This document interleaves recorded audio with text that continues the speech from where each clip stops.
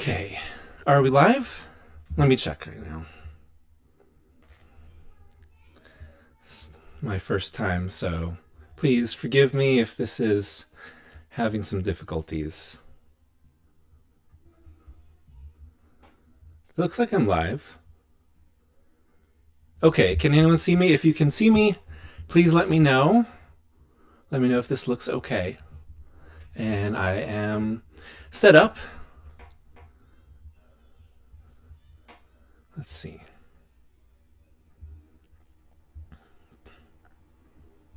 And if you can hear me or if this is working all right. And if I've got this.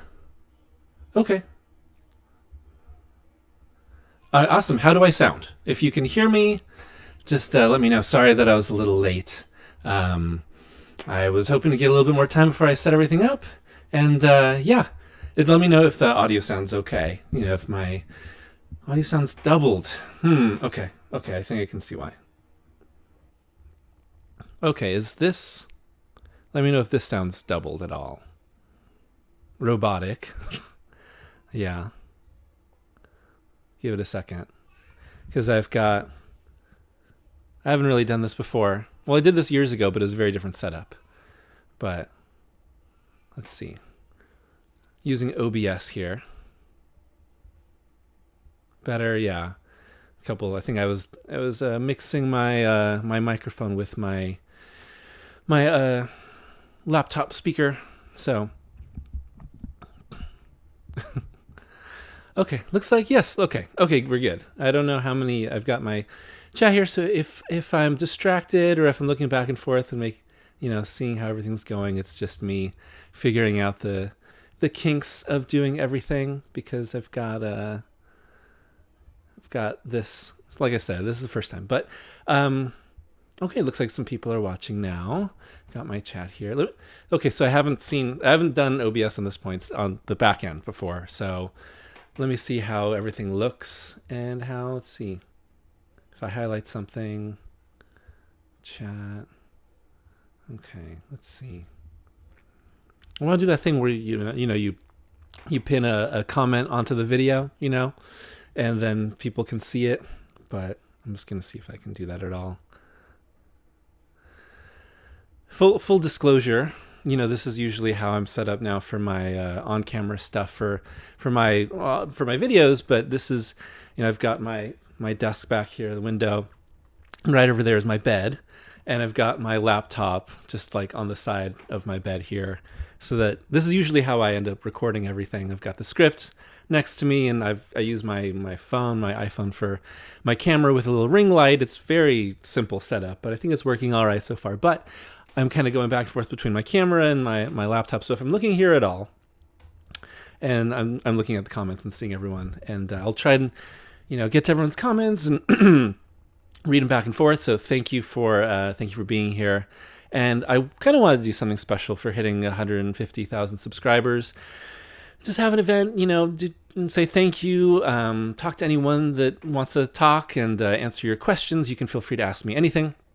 You can ask me about videos, the channel, future videos, life advice. Pro wrestling questions are always more than recommended. Anything and everything, really. You want some off-the-cuff reviews of anything, feel free to ask in the comments so I can hear you. I'll be looking through everything with my chat in a minute, make sure that things sound okay still and look okay. But I look very sweaty right now. I was actually just cooking dinner like 20 minutes ago. I was cooking dinner, so I'm in Southern California, if you don't know, and it's getting warm here, but it makes everything really humid.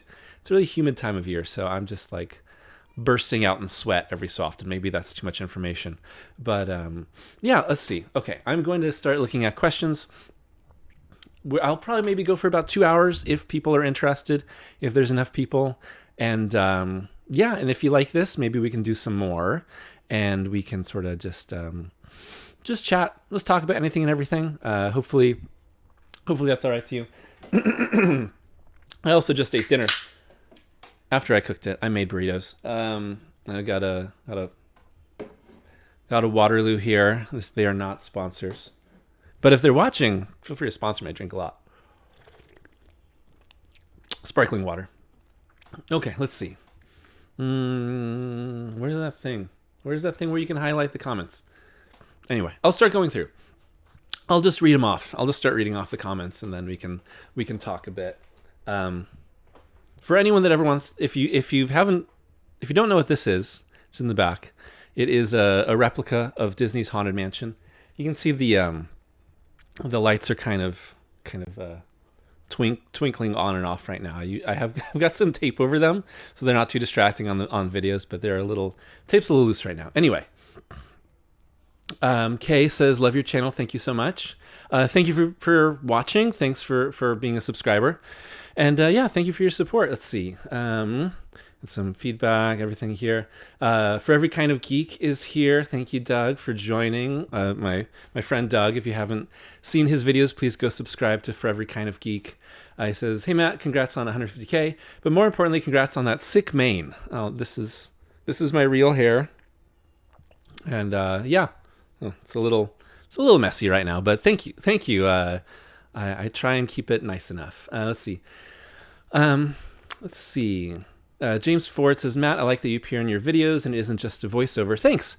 Yes. So that was a change that I made earlier this year, and I thought that it would be better for the videos and I wanted to challenge myself, and I wanted to kind of expand what I was going to do with the videos. I wanted to sort of be a real person with my videos, and so that was part of the reason why, behind the scenes, it's slightly easier to make videos when you're on camera. If you're only on camera, it's really easy. No shade to anyone that's just only on camera all the time for their videos.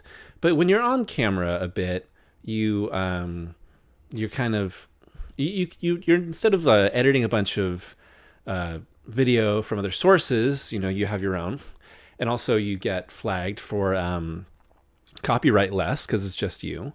But also, it was funny because, and I've just noticed this a lot, is that I've been doing this channel and making videos for 8 years. And in all that time, people believed that I was me. And then in the last 6 months, I started getting accused of being AI a lot. Like, I would just get these random comments that being like, you're AI. That would literally just be it. You're AI. And it's like, no, I'm not. I promise I'm not AI. I don't think my voice is nearly good enough to be AI.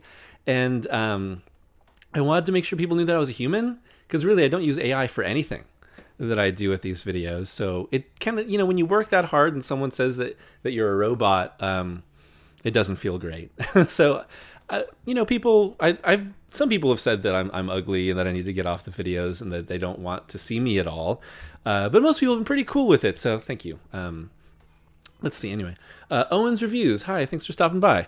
Hey everyone, not going to be able to stay for long, but I just wanted to say congrats on 150K subscribers. Your videos are consistently some of the best I've seen on this website, and I wish you well. Thank you so much. I really appreciate it, and I've seen you a lot in my comments, and I always appreciate the support.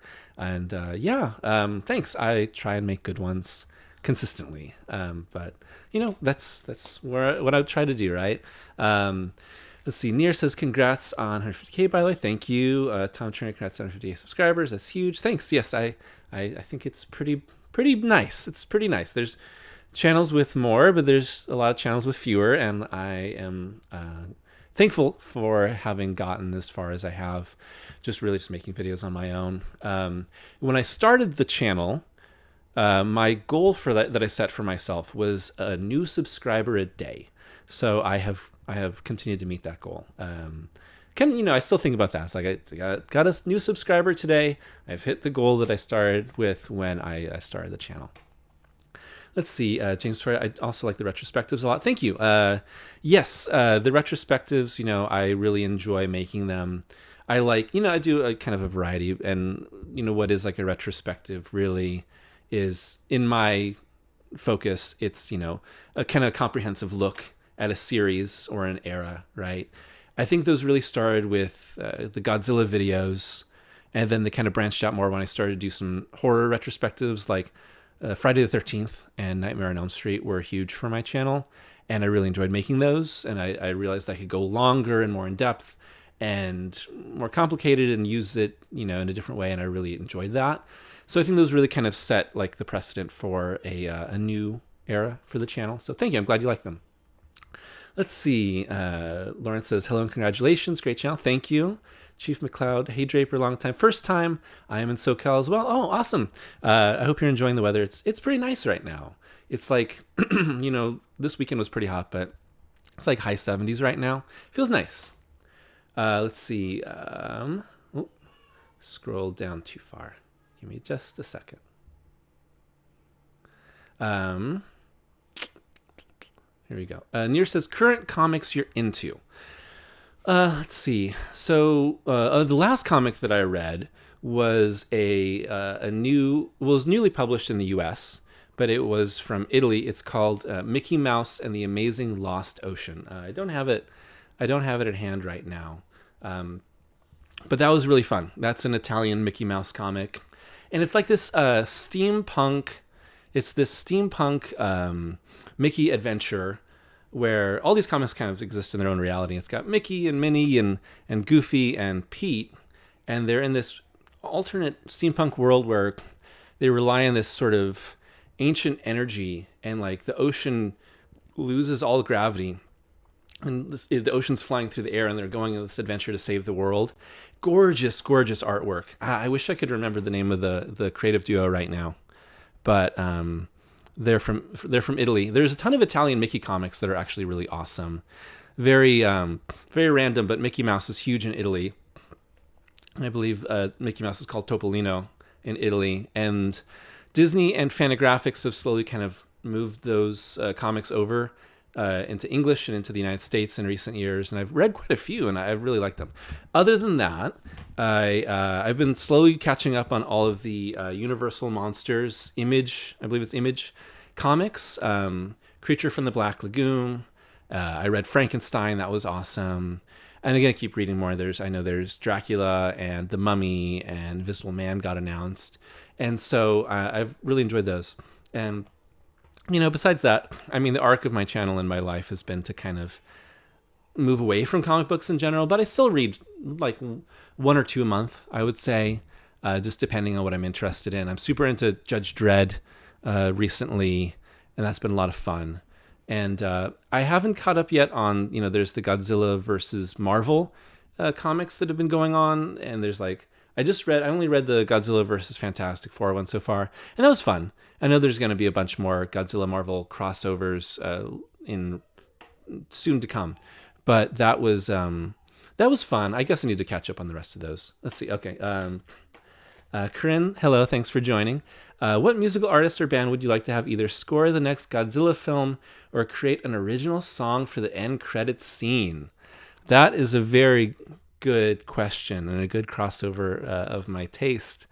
And no idea how this person would know, but obviously I would love, oh boy, that's a good question. I guess if it's what about like a Dance Gavin Dance Godzilla theme song? That would be pretty cool.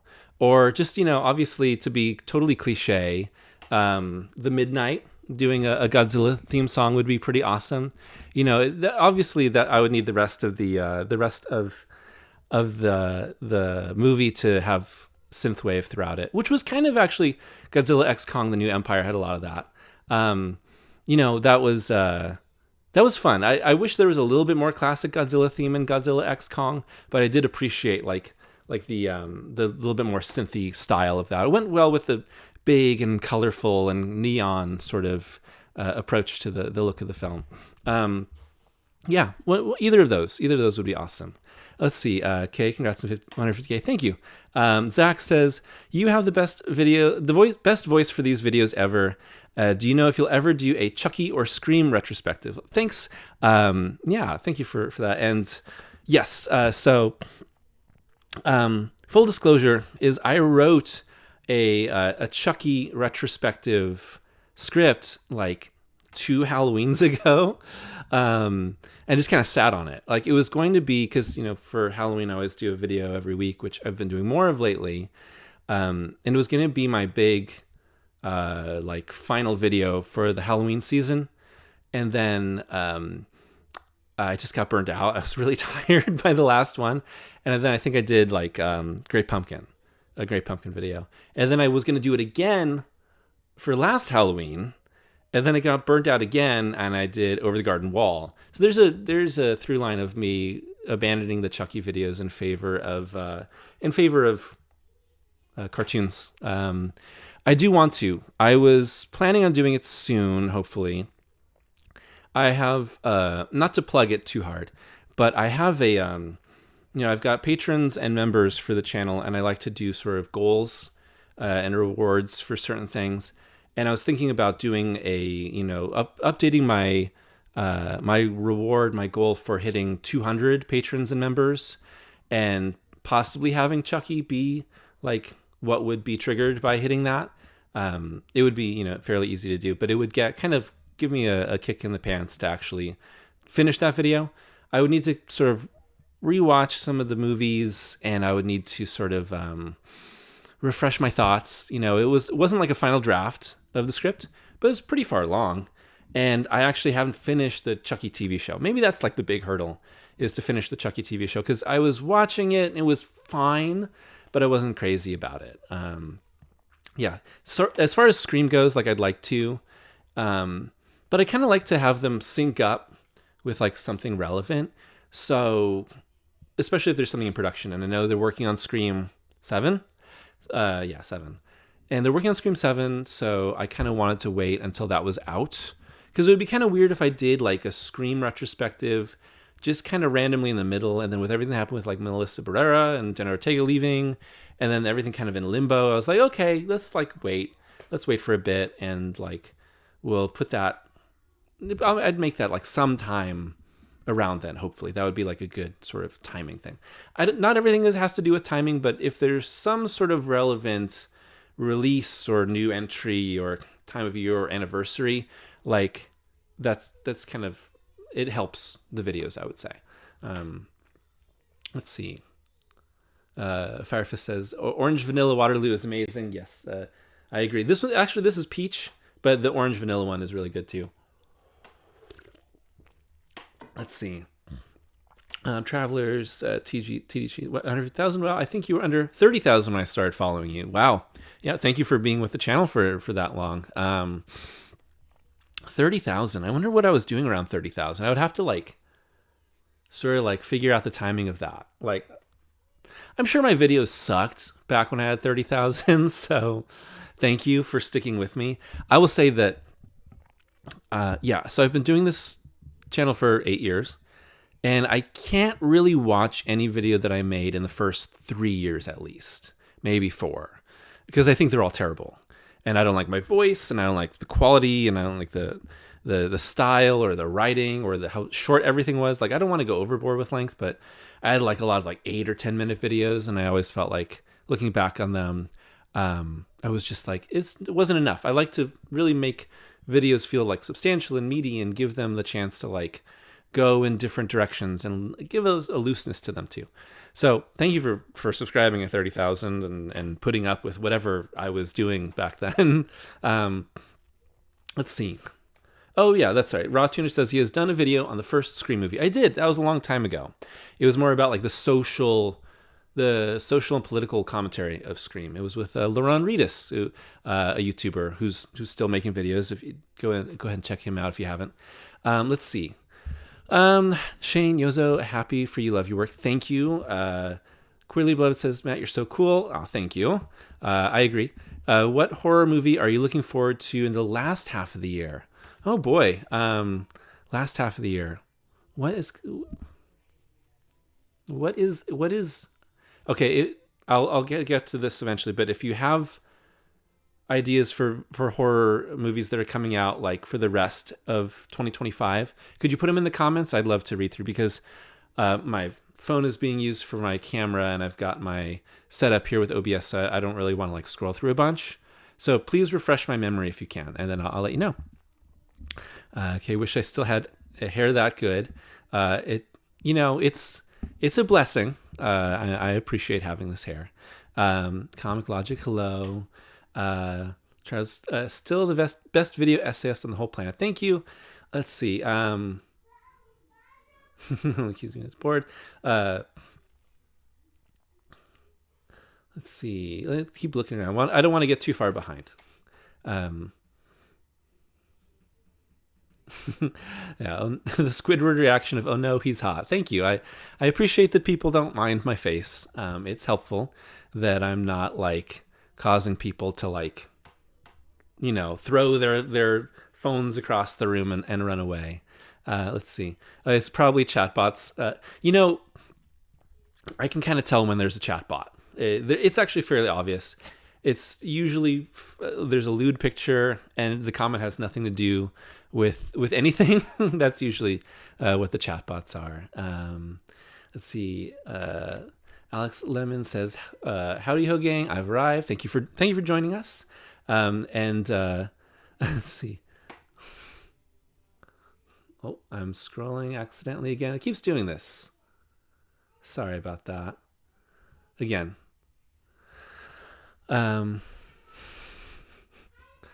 Let's see. Presentation. Thank you for being a professional. John R. Molina Jr., thank you for joining us. Says, "Ugly, what's wrong with people?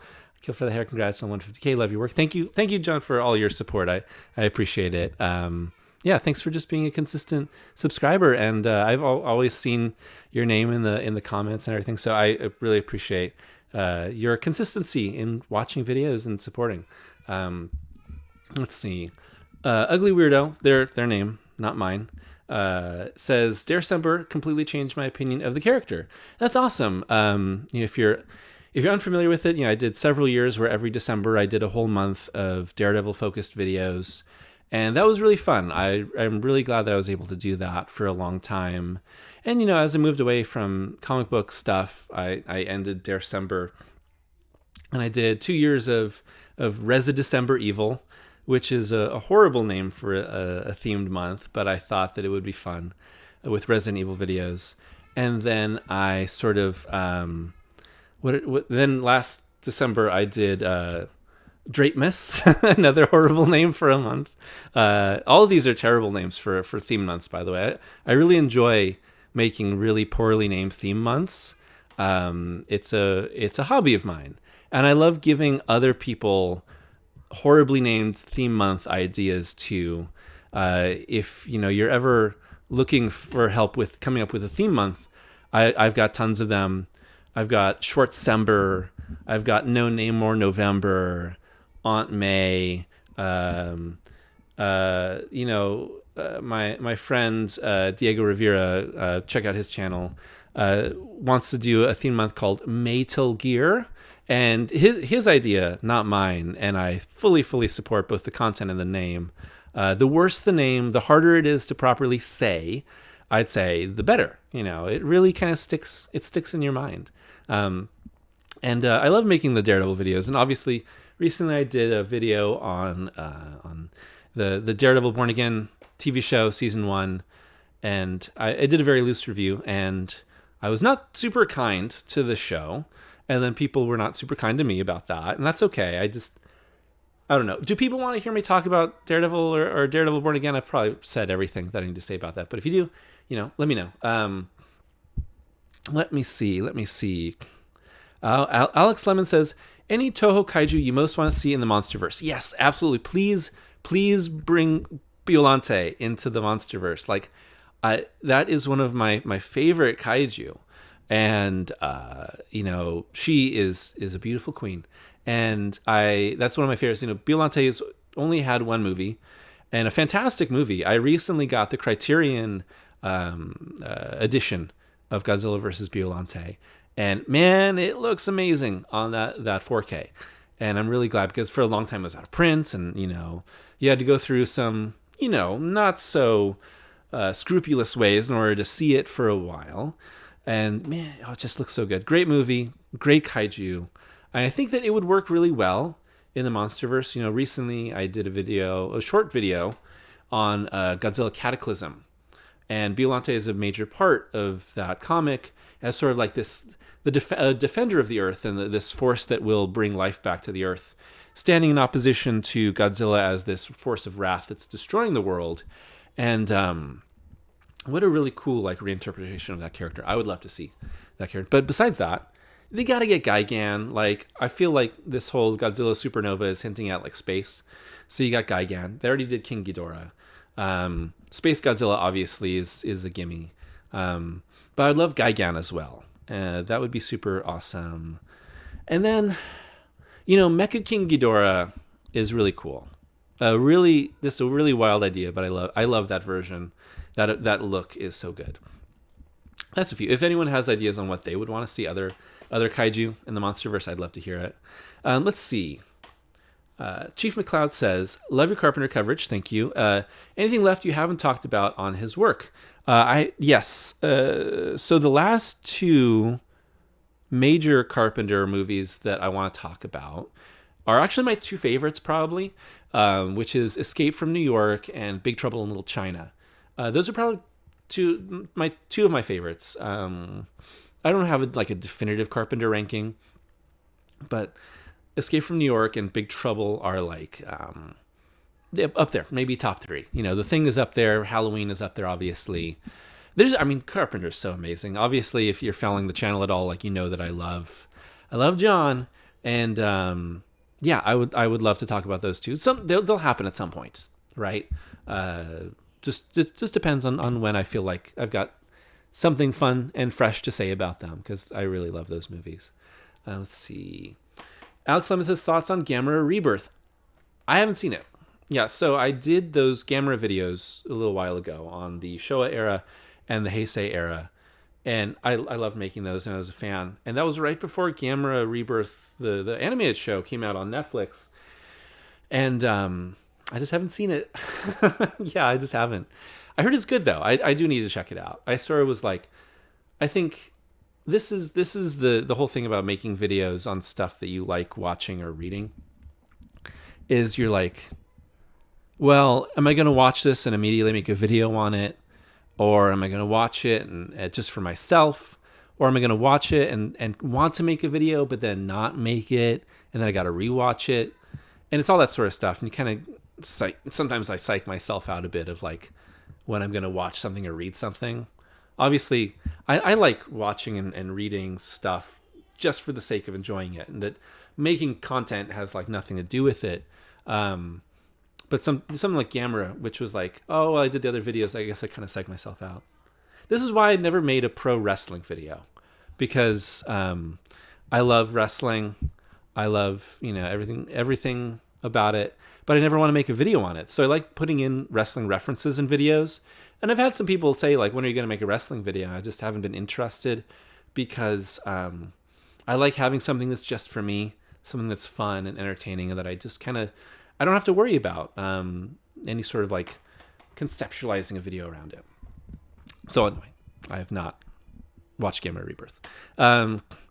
Gojira Fan 54, when would you like to do a Sonic movie retrospective? I haven't watched the Sonic movies either. I just wasn't interested. I know people like them. I was always more of a Mario guy when I was growing up. I was a Nintendo boy, and not a Sega guy when I was growing up. So I just haven't watched the Sonic movies yet, but I know that people like them. Let's see.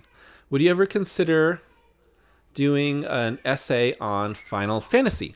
Yeah, for sure. Final Fantasy is one of those ones where, there's so many ways to cover it, and there's so many people that have done videos on it that I kind of don't know exactly which way to go into it.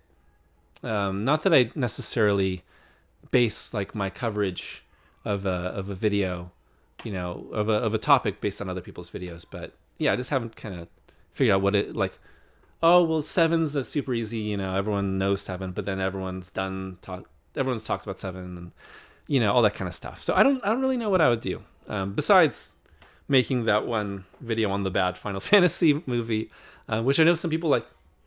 I'm not attacking you. Let's see. Jort Center Pod. Hello, Matt, and congratulations. Just want to see your videos and breakdowns of Sword Media. Help keep me inspired doing my yearly 31 movies and October marathons. Oh, awesome.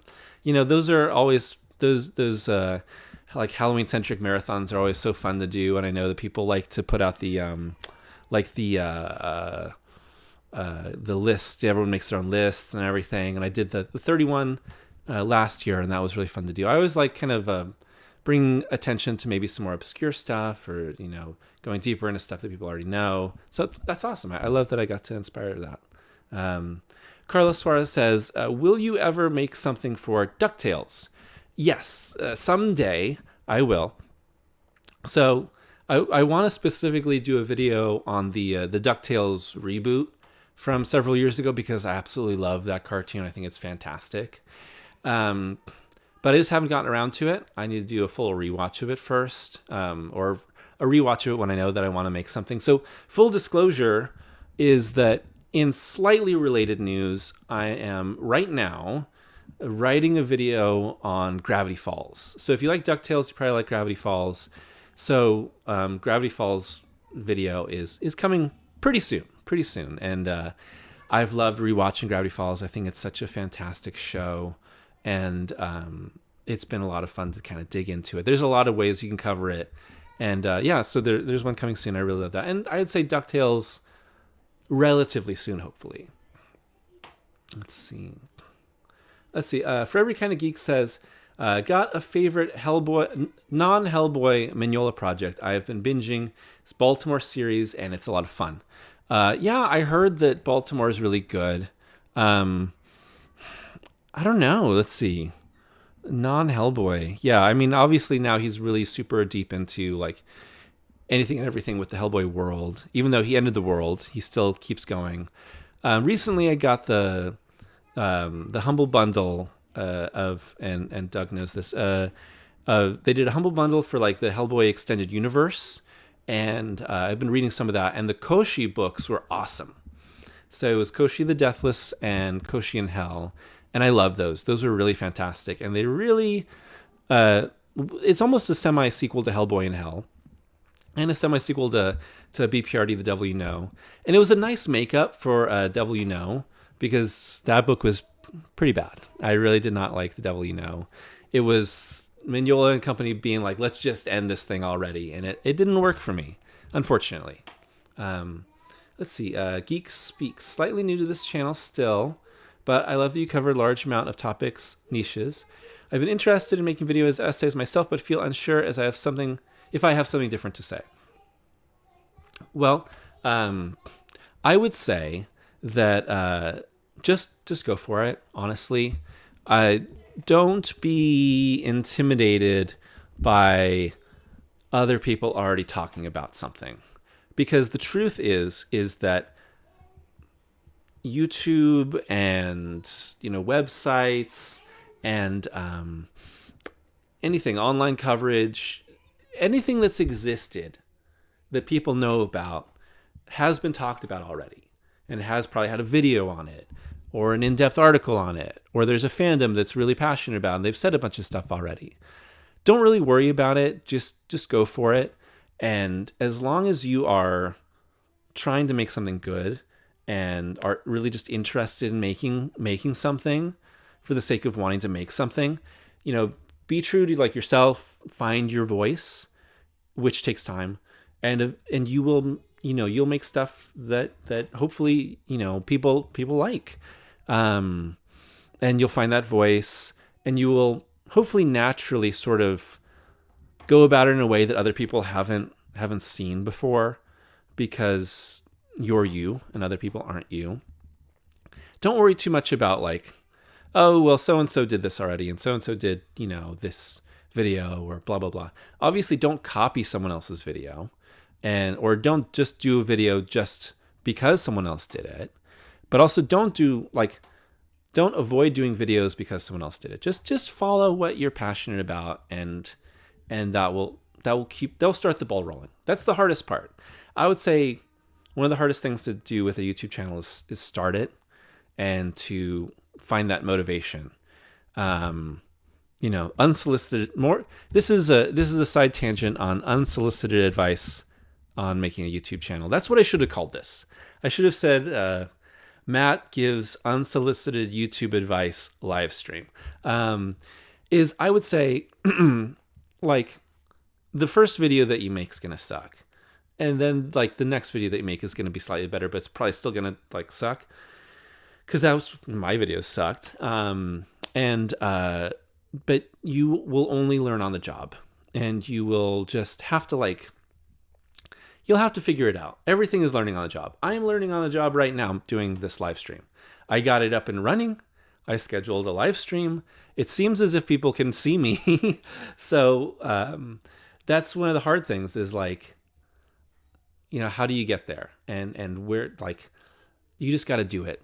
You'll figure it out. You'll figure out making your voiceover better, or editing better, or getting around copyright better, and making videos that people are interested in. But you got to kind of start to get better. You can't just be like, well, it's not good enough yet, so I can't do it, because it's only going to be good enough if you actually do it. So feel free to make bad art. Feel free to make bad videos, and just know this is what's freeing to me, is just be confident that the vast majority of the world isn't going to care, and that's okay. You're not going to really, don't worry about embarrassing yourself. Just make something that you think is good. Try your best. Be committed to quality, and just keep rolling. Just keep going. Like, that's really all that's gonna make it work in the end. Anyway, unsolicited YouTube advice. Let's see. George Centerpie, I think you might like Bug Wars by Jason Aaron and Assorted Crisis Events by Dennis Kemp. I've heard of those. I've heard they're good. I haven't read them, but I would like to check them out. Let's see. John says, did you ever read the incredible DC anthology series from Piranha Press called Beautiful Stories for Ugly Children? I have not actually. I don't know anything about that. Let's see. Godzilla versus Hulk was fun. I saw a page of that. That looked cool. Let's see. Alex Lemon says, favorite Showa era G films? Well, obviously the original is my favorite by far. Oh man, it's been so long since I did the Showa era Godzilla retrospective. I'm kind of blanking on how I ranked them. But I remember really enjoying Godzilla versus Mechagodzilla.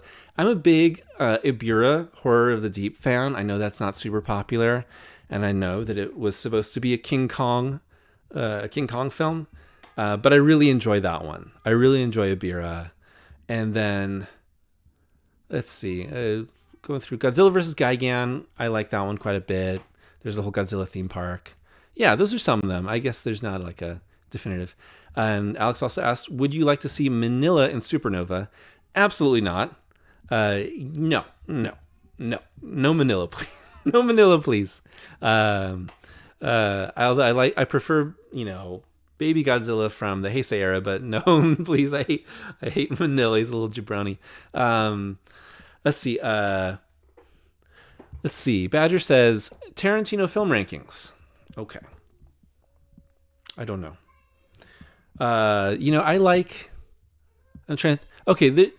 Instead of rankings, like, I'll kind of do like back and forth. I really enjoy Kill Bill Volume 1 and 2, and I really loved Once Upon a Time in Hollywood, and then obviously Reservoir Dogs and Pulp Fiction are awesome, and then Jackie Brown's great. The Tarantino movies I don't like are, let's see, Death Proof. Oh my gosh. Didn't really care for Django. And then didn't really care for Inglourious Bastards. Yeah. It's funny because I didn't like a lot of his later stuff. And then I really, really loved Once Upon a Time in Hollywood. I would put that like top 2 or 3 with like Jackie Brown and Kill Bill Volume 1.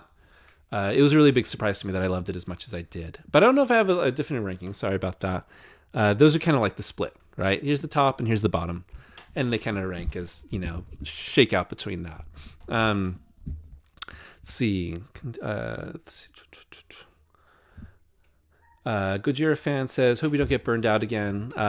I'm doing fine, actually. I know that I've been very consistent doing these weekly videos for a little while now, but I really don't feel burned out.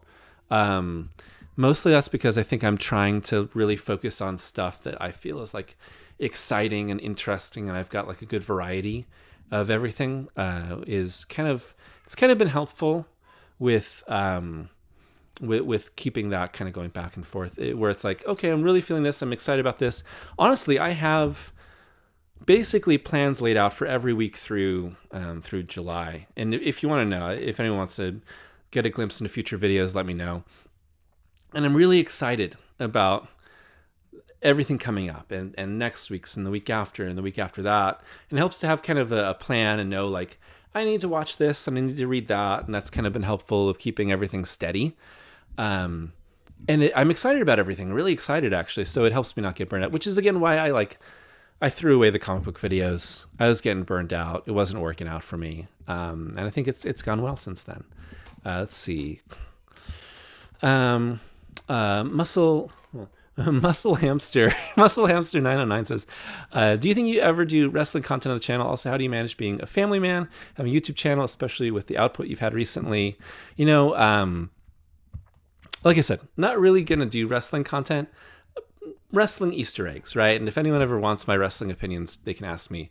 And as far as like, personal life versus channel and work, to me, it's all about pre-planning. Like, it's all about pre-planning, really. Next week's video is already done, and I'm working past that. And I think that knowing that means that I have runway. I want to give myself runway. And if, like, I'm falling behind on something and it's not working out, or if, like, the work on videos, whether it's writing or editing or recording, whatever, is, like, getting in the way of things, well, then the video takes a pause, right? Well, maybe I'll make something easier for the time being and put that other video on pause. Or maybe I'll like just, push it back a week, give myself a week off. Because in the end, like, I love making the videos, but there's other, like, the people that are in my life, family, friends, everyone, my own, health and well-being is more important than in the end, making that, Halloween 2018 video, right? That's coming this year. Oh boy. And that's kind of when like with that kind of turns into burnout, right? Is when you put this like burden on yourself and you say, look at this video is all important, and it's like crushing me, and I got to do it, and the people want it, and I got to make it now. And you throw aside your family and throw aside your friends, and then you put out the video and then it does like poorly. And that's how you get burned out, really. So I think I try and keep priorities. And that's kind of how I think that, like, everything kind of stays level. I try and be level-headed. Let's see. Alex Lemon says, are you into Transformers? Yes, not like a super fan. When I was young, I was crazy into Beast Wars. And I had just an absolute, just nuts love of Beast Wars. Coming home from school and watching that. I was so into that. I haven't watched it in a long time, so I don't know if it holds up. Maybe it does, maybe it doesn't, but I was super into that. And I was super into like the Michael Bay Transformers when they were coming out. Total slop, total garbage, but let me eat my garbage in peace. They're super enjoyable. I think the third one, Dark of the Moon, is awesome, like legit just awesome.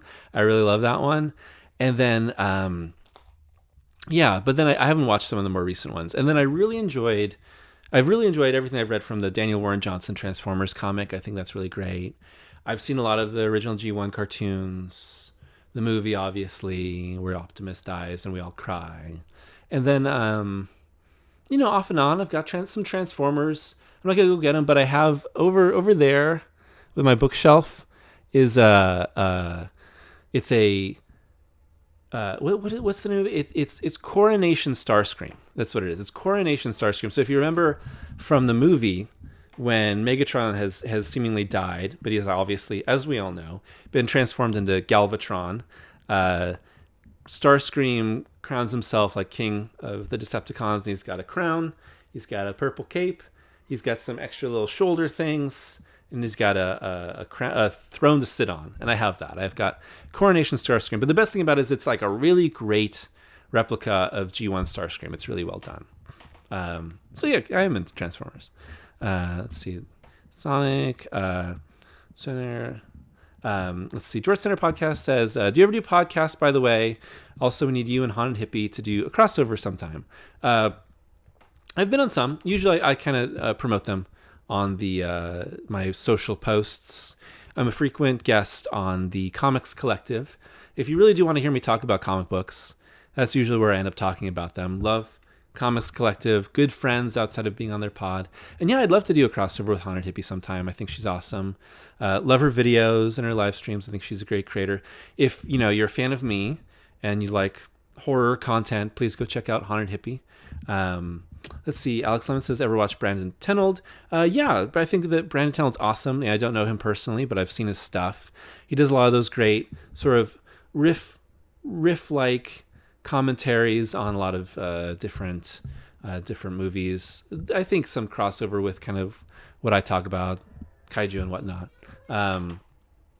Let me see. Interest. Let's see. Path of Thorns says, do you have any interest in the classic super robot anime Zinger, Raiden, or Get a Robo? So that's kind of like a blind spot for me, honestly.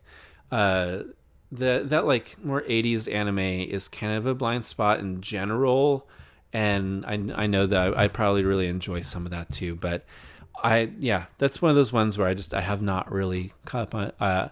I had a Crunchyroll subscription for a while, but I wasn't using it a lot, so I put it on pause. The same thing with my Shudder subscription. I put a pause on that after Halloween. Also, there's a lot of movies on Shudder are on Tubi. Honestly, Tubi is the best streaming service. If you're a fan of film, especially if you like genre films, and you don't want to spend a ton of money on all these different subscriptions that add up, there's a ton of stuff on Tubi, and there's a good amount of stuff on Pluto too. Personally, I like Tubi better than Pluto.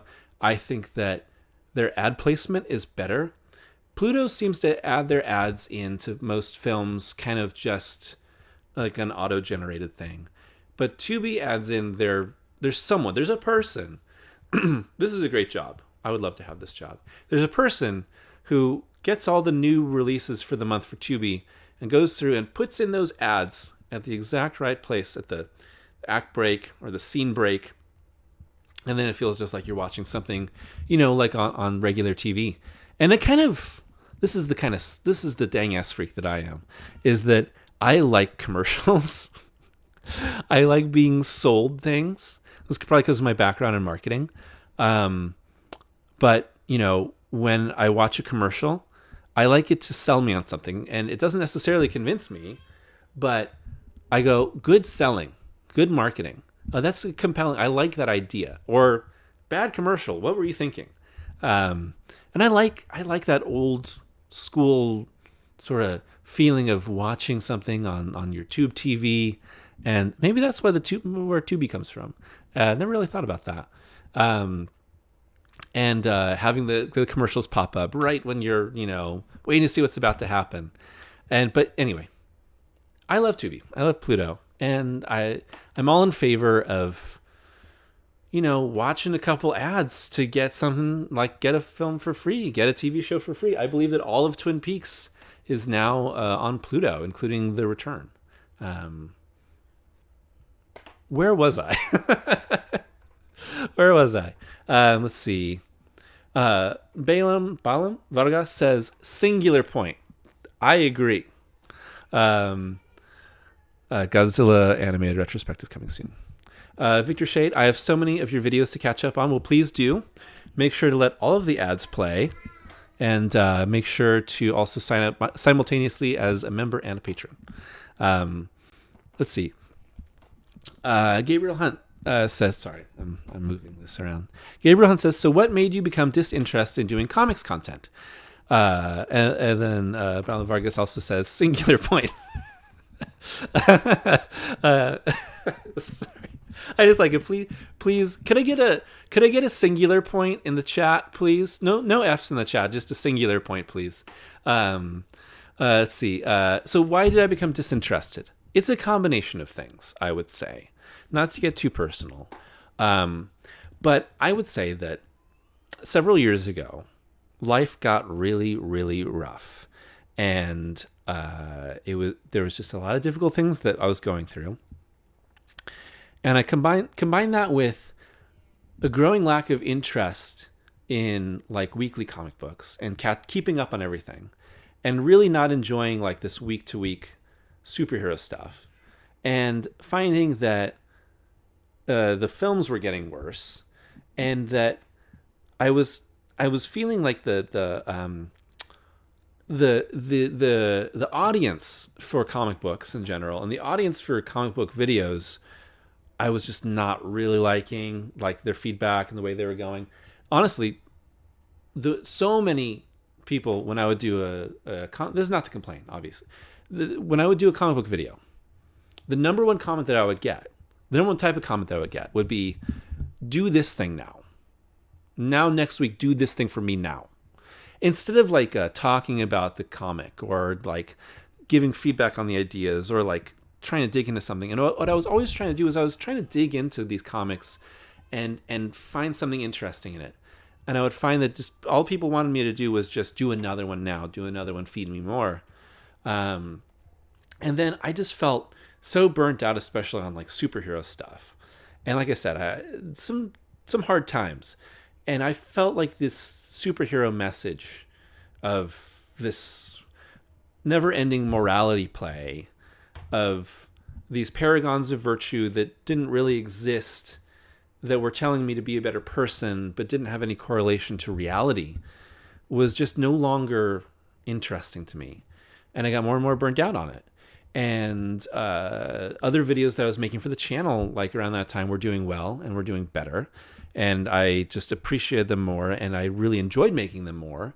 And so I just kind of moved away naturally. You know, I never said like, I'm done. You know, I never said goodbye, but I really stopped. It's been 3 years basically since I kind of stopped. I've made like one or two little related things since then, a video game here or a TV show there, but it was not working for me anymore. And I never wanted to be boxed in as a comic book channel. And I really didn't want to do that.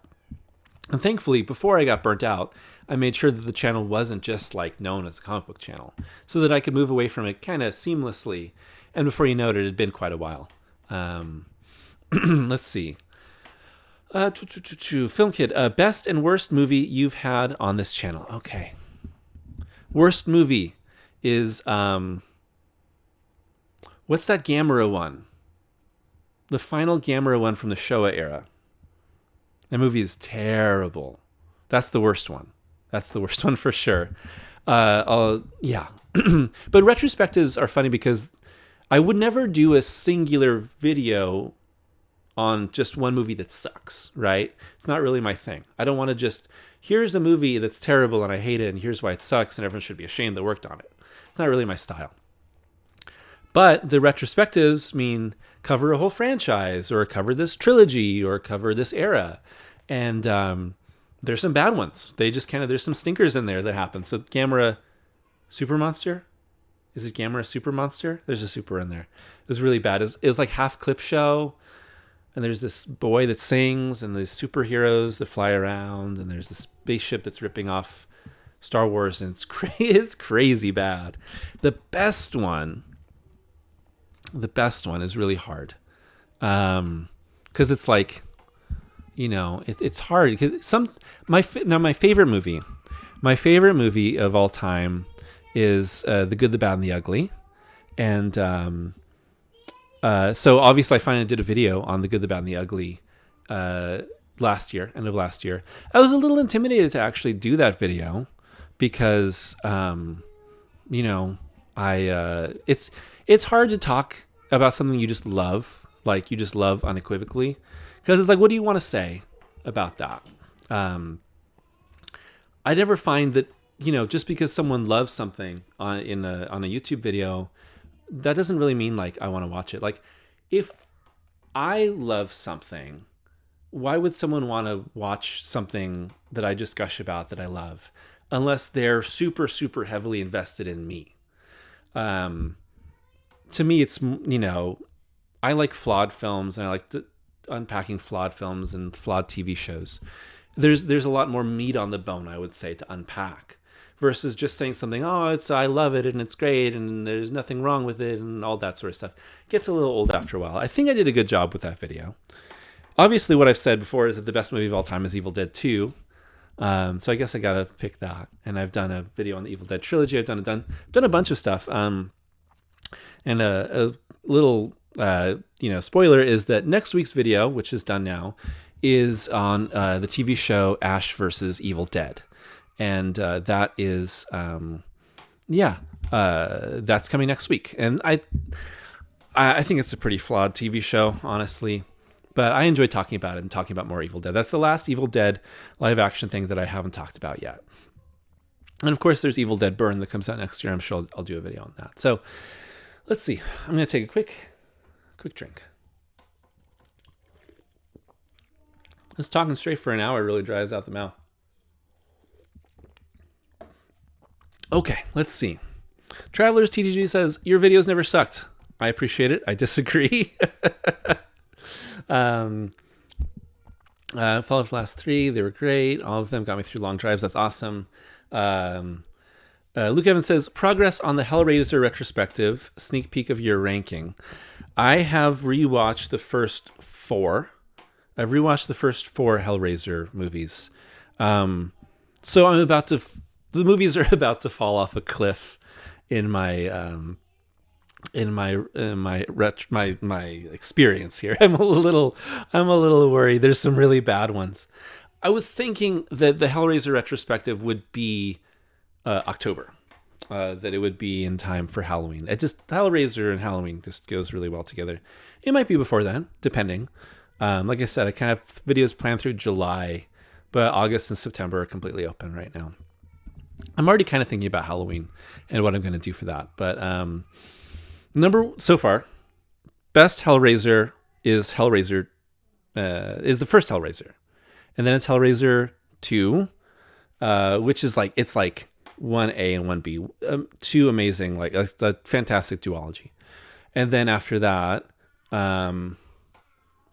I guess it would be 3 and then 4. It's a little just staggered 1, 2, 3, 4 for 1, 2, 3, 4. But 1 and 2 awesome movies. 3 is dumb, but it's fun. And then 4 is like, okay, I can see where you're going, and I know there's some behind the scenes problems. It's the whole three eras, past, present, and future. Good idea, but kind of sloppy in its execution. Balin Vargas says, I think that you have really improved your writing. Your voiceover has gotten much better. Thank you. I've been trying to feel more natural, honestly, with everything. I don't know if anyone has noticed, but even before I went on camera, I started leaving in more of my breaths for how I was editing voiceover and trying to feel more natural in the flow. Be on camera is helpful with being natural in the flow. And I'm always trying to kind of just make improvements, micro improvements all the time. Let's see. Chief McLeod says, not exactly genre, but any interest in the 007 films? Yes. So my friend Griffin from FilmSpeak is probably mad at me because he is a huge 007 fan. And back in December, I said, Griffin, I'm going to do a 007 retrospective and I want you to be part of it. And he said, yes, absolutely. And that's awesome. And then I didn't make the video. I still want him to be part of it. My plan is I would do by actor era, and I still want to do this, and it would be so it would be Connery era, and then I guess it would be Connery Lazenby, right? I wouldn't give just one to Lazenby. I'd put him in there, and then Moore and Dalton, who I actually really like Dalton, everyone from there. So I would kind of do actor by actor as the era retrospectives, and go from there, and kind of just have that guide everything. So yeah, that's the idea. It's a singular point with the crying face. Interesting. If they made a sequel to Tokyo SOS, the Godzilla film, what would you want the plot to be? Okay. So if you're unfamiliar, this is the one they had, Godzilla against Mechagodzilla, and then Tokyo SOS. And this is Kiryu, which is built, the Mechagodzilla, it's built on the bones of the original Godzilla.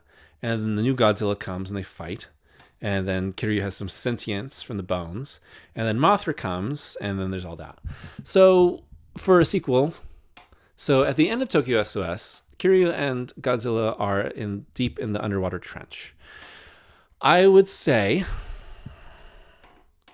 that what you got to do is this time Kiryu comes back possessed by the second Godzilla and is now fully evil and now is attacking Tokyo. Mothra is gone, and let's just take Mothra off the board right now. Just say something happened and the larvae are incapacitated.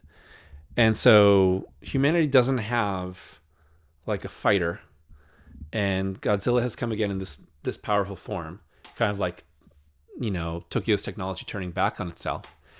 So who do they turn to? I'm making this up as I go along. They have to turn to... Okay, Matt, don't say Biolante. Please don't come up with something new. They turn to... Who's a good kaiju that they could turn to? This, like... King Caesar. King Caesar becomes humanity's new kaiju champion and has to fight new Mechagodzilla, Kiryu, to save Tokyo. That's my idea. Spiderus Prime says, will you do the retrospective on Ultraman series in decades instead of eras of Showa, Heisei, and New Generation? I have no idea. If I'm going to do an Ultraman retrospective. There is so much Ultraman. It's like I'd have to pause everything to do Ultraman. So I really don't know. This is not to dismiss. Everything at all. But like, there's just so much. If you look at it, there's like dozens of TV shows, and those TV shows have hundreds of episodes, and I'm like, I don't even know where to start. So yeah, let's see. Yeah, I don't even know where to start. Travelers TGG says, bring her back. A24 looks good, or looks great. Yeah, I saw some early reviews that said it's really great and it's really disturbing. I still haven't even seen a trailer. I don't know if I want to spoil anything. Let's see. Question.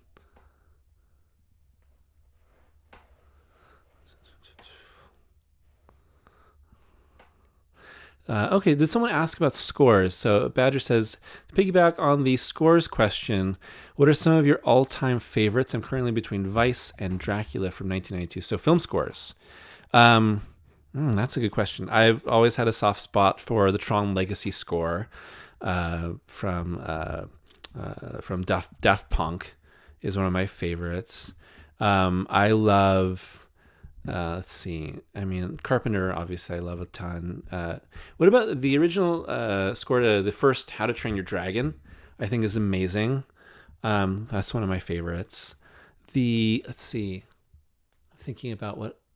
Of course, this is where I blank on things. How about... as far as Carpenter scores, it's hard to be Halloween, but I really love the original Escape from New York score. His work on Halloween 2018 is amazing too. The Shape Hunts the Shape Hunts Allison is just like an incredible piece. And then, what was the last one that was like, oh my gosh, I have to buy that? Those are a few. It's hard to say exactly. When someone asks you a question, that's when you draw a blank. That's what's happening for me. Those are some of mine. Through the Lens Productions says, oh, sorry, I jumped around again here. Please forgive my delay here. I've got a good amount of comments coming in, so thank you all for commenting. I'll need to catch up with a little bit here. Sorry about the delay. Man, I'm really far... I'm really far behind. I'm sorry, everyone. I'm really sorry. I want to catch up. Oh, boy. Where am I? Here I am. I'm sorry. I got carried away. I hope that you've enjoyed my answers to your questions. Obviously, I'm happy to talk. Probably talking too much. Through the Lens Production says, congrats on 150K. Hope you're doing well and still enjoying the process. Yes, I am. I always perk up when I see video verse drops. Tim, thank you. I hope that y'all get excited. Obviously, some videos have broader appeal than others, and I can tell from the views, and some are a little bit more niche. But I hope that, whenever something comes out, it feels like a fun little gift. That's what I always hope for. Vinu Sundar, thank you for all the great work, Matt. As a zombie fan, I am especially grateful for your Romero and ROTLD retrospectives. Thank you. I love making those. I love making, most recently the Return of the Living Dead, and I've done the other ones on Romero. I know the debate is it or is it not a zombie movie, but I'm planning on making some 28 Days Later stuff related, because we have 28 Years Later coming out soon. I'm thinking about other zombie stuff. I made like a general zombie video, what makes a great zombie movie, a little while ago. I love zombies. I think they're kind of coming back in fashion. It's been a little while. The Walking Dead has been around for so long that zombies got a boom with them, died, and are coming back, and there's still Walking Dead stuff around. Because I think we're kind of coming back with some zombie resurgence, I say, in the next couple of years. That's my thought. Let's see. Okay, so Queerly Below says 2025 horror movies. And Dark Tico Knight says, hey, dear Matt, great work. Thank you. And thank you for continuing to watch and support. Fear Street Prom Queen. I'm interested in checking that out. I think that comes out pretty soon. Maybe tomorrow. I don't even know. Conjuring, Last Rites, Him. Okay, yeah, that's the Jordan Peele produced one with football. I Know What You Did Last Summer, the reboot. Let's see, Megan 2.0. That's right. Okay, I guess someone said Bring Her Back. That's probably one of the ones I'm most interested in, because I really liked Talk to Me. Let's see.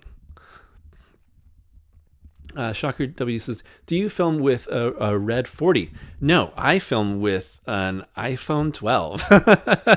It works fine. I've got an iPhone, and I have a nice MacBook Pro, and most of the time what I use for recording, so this is OBS, I'm using this for this, is what I use for recording myself on camera for videos is a program called Cam On.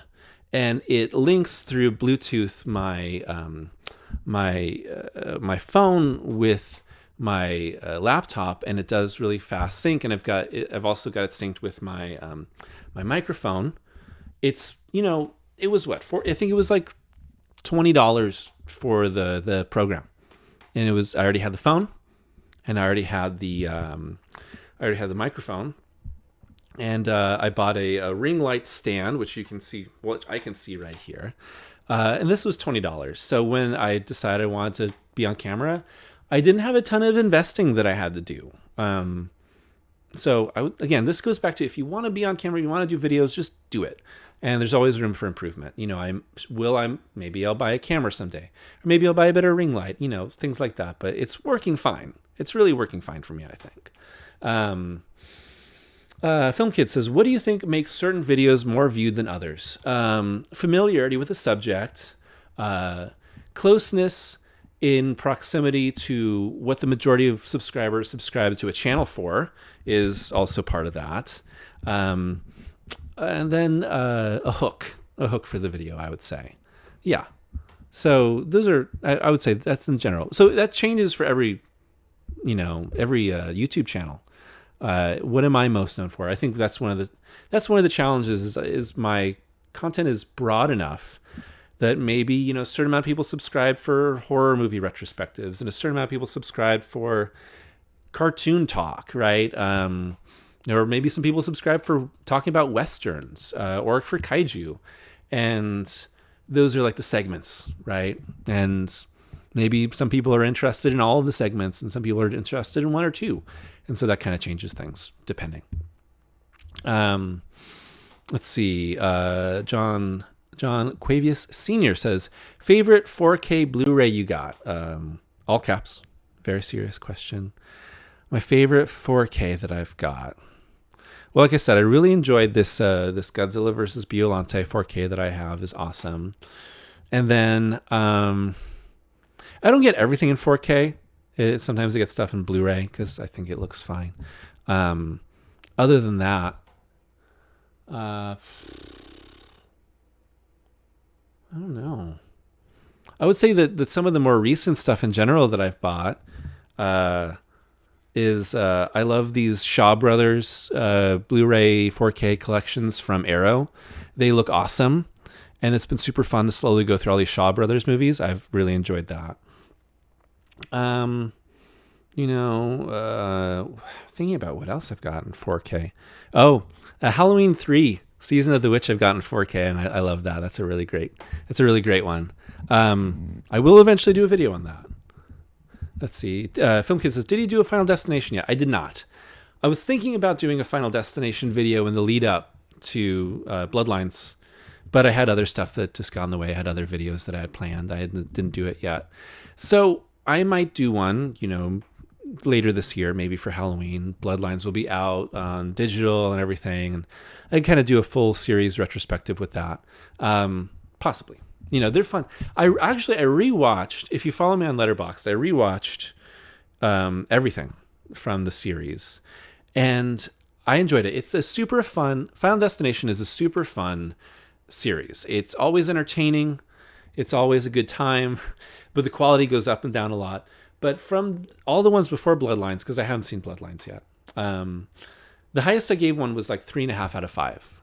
So to me, that's like I would say that is a very solid movie. I'd happily rewatch, and but it's not like blow your mind kind of stuff. It's more just an entertaining one. So I don't know. I was kind of like, how do I talk about all these movies that kind of do the same thing over and over? Well enough. That's kind of a hard nut to crack, I would say, for an entertaining video, because it would just be like, and then death is, they escape and there's a premonition and then they die and then they think they're okay, but then they die. And I say that like 5 times again. Let's see.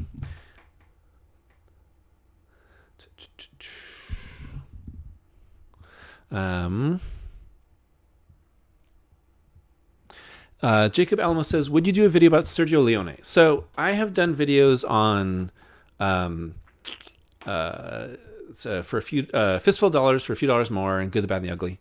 So I've kind of been talking about Sergio Leone in general through those. I don't know if I would just do one about him, because I would still like to do videos on Once Upon a Time in the West and Once Upon a Time in America. I've actually never seen what's the third one? It's Duck You Sucker, or a different name for it. But I don't know. Yeah. I gotta catch up. I gotta catch up on these comments. I'm sorry. Someone's talking about Aunt May. Traveler's Teacher is talking about Aunt May. Opinions on Thunderbolts. I know you don't cover MCU stuff, but just asking. I haven't seen it. I didn't want. I told you I'm out. I'm sorry. I'm sorry. I'm out. I'm so out. I didn't watch Thunderbolts. Devil May Cry retrospective could be interesting. A friend, Every Kind of Geek says, Hein December. That would be good. What do you think will come from GXK Supernova? I'm hoping that it will be more Godzilla centric, and that it's space, something to do with space. I hope they go into space. There's like a giant space station, and everyone fights on it. There's like a kaiju battle, like on a space station in space. Maybe on the moon. Put them on the moon. Kaiju fight on the moon. Let's see. Daw88 says, are you going to do any more Hellboy comic book videos? I was thinking that I would do some more again as shorts. Not everyone watches the shorts, but I do some comic book stuff on my shorts videos every so often.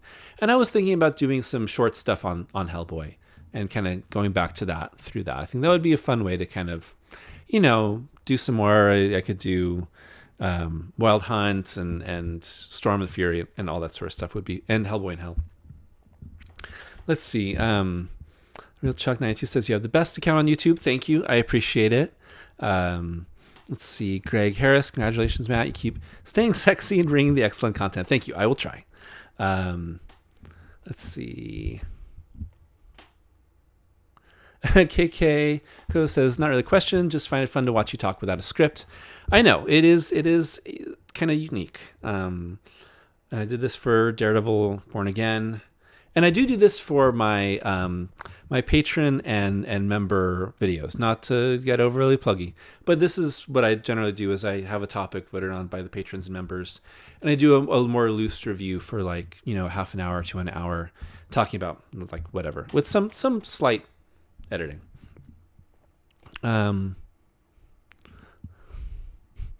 Let's see. Luke Evans said, what motivated you to start putting your face in videos? Not mad about it, but just curious. I know I'm behind on comments. Hopefully I answered, kind of wanting to give it a little bit more of like that personal touch. I just think that I wanted to be seen as like a person, right? In my work. Long story short, really. Let's see. Talking about Violante. Path of Thorn says, really love Powell's box art on the Criterion Collection edition of Godzilla vs. Violante. Yeah, Powell did from the Goon, did the cover. Really cool art, and the inside too. Raw Tunage says, out of sheer curiosity, will this be the year we get a video on a Charlie Brown Thanksgiving? I have done videos. I've done so many Charlie Brown and Peanuts videos, but I've never done one on Thanksgiving. I might. I think I always. It's funny because it's never one that I watch a ton. I watch Great Pumpkin and Charlie Brown Christmas and even Easter Beagle more than I watch Charlie Brown Thanksgiving. But I enjoy that one a lot. So maybe, who knows? Ask me when I'm getting close to the end of making Halloween videos if I'm ready for that. Let's see. Horror fan for life. Huge fan, must say I'm a hardcore Resident Evil fan, and I was a little sad that you hated Welcome to Raccoon City. I thought it did some fantastic things right. The music, the cinematography, the tone. I did hate Resident Evil Welcome to Raccoon City. I really did. I don't know. I didn't like it. But obviously, I am just one person. It is only my opinion. So I'm glad you liked it. I'm very interested in this next wave of the Resident Evil live action films with Zach Greger, right? Who did Barbarian and is doing the new movie Weapons. It's coming out. I think he's officially signed up for a new Resident Evil. I have no idea what it's going to be about. I hope it's good. That's all I can really say is I hope it's good. I hope it's better than Welcome to Raccoon City. And I know that I really like the Paul W.S. Anderson Resident Evil movies. And I said it about Michael Bay's Transformers. I'll say it about this. Let me eat my trash in peace.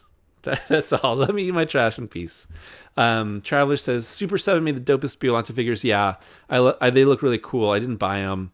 I was like, I don't know if I should spend $100 on this. And yeah.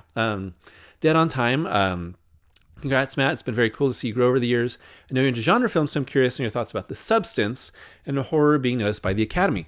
So, another blind spot. I still haven't seen The Substance. I know everyone loved The Substance. I know it's supposed to be awesome. I didn't see it in theaters, and I was sort of just waiting for the right time to watch it.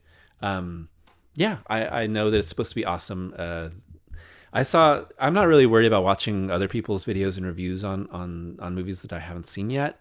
But like, for example, someone brought up Haunted Hippie, and she did an awesome review of The Substance, and I thought that was great. Go check that out if you like that movie. So I got to kind of understand more about the film before I even saw it, and I'm happy to have other people's thoughts pour into my brain before I even watch something or read something, and then I can see how they were coming at something, what they thought about it versus how I'm taking it in. I don't feel I don't get too swayed by other people's opinions, really, whether I love something or I hate something. I'll see it soon. I gotta see it. John Quave Sr. says, a favorite boutique label. For a long time, it was Scream Factory, but it's probably Arrow now. As far as a lot of the stuff, of course, Criterion's awesome. I like that. To me, you get, because Arrow with the Shaw stuff is so great that I've really enjoyed that lately. And for like Scream Factory is awesome, but I think I kind of got all of the Scream Factory Blu-rays and 4K that I wanted. And so when they put out more stuff, I'm like, okay, well, I already got that, or that's just a steel book of a movie that I already have. Let's see. Have you read the IDW trilogy of comics? Film Kid, which trilogy? Please specify. Let's see. I'm trying to. Oh my god, I'm so far behind. I'm sorry. Thank you all for commenting. Yeah, I'm sorry, everybody. I'm very far behind. Let's see. Alex, I'd love to see. Anguirus leading a crew of other second stringer Titans against Biollante before she envelops the globe. That's a cool idea. I like that. Johnny Mac, player, talked the Skybound part of Image, Universal Monsters comics. I did a short on Creature from the Black Lagoon Lives, and I read Frankenstein, and I really love the Frankenstein one too. And I'll keep reading more. I'm getting them in like the hardcover collected editions because they're really nice. They look awesome, and they read really well. Let's see. We got Spider Timber as a Spider-Man theme month.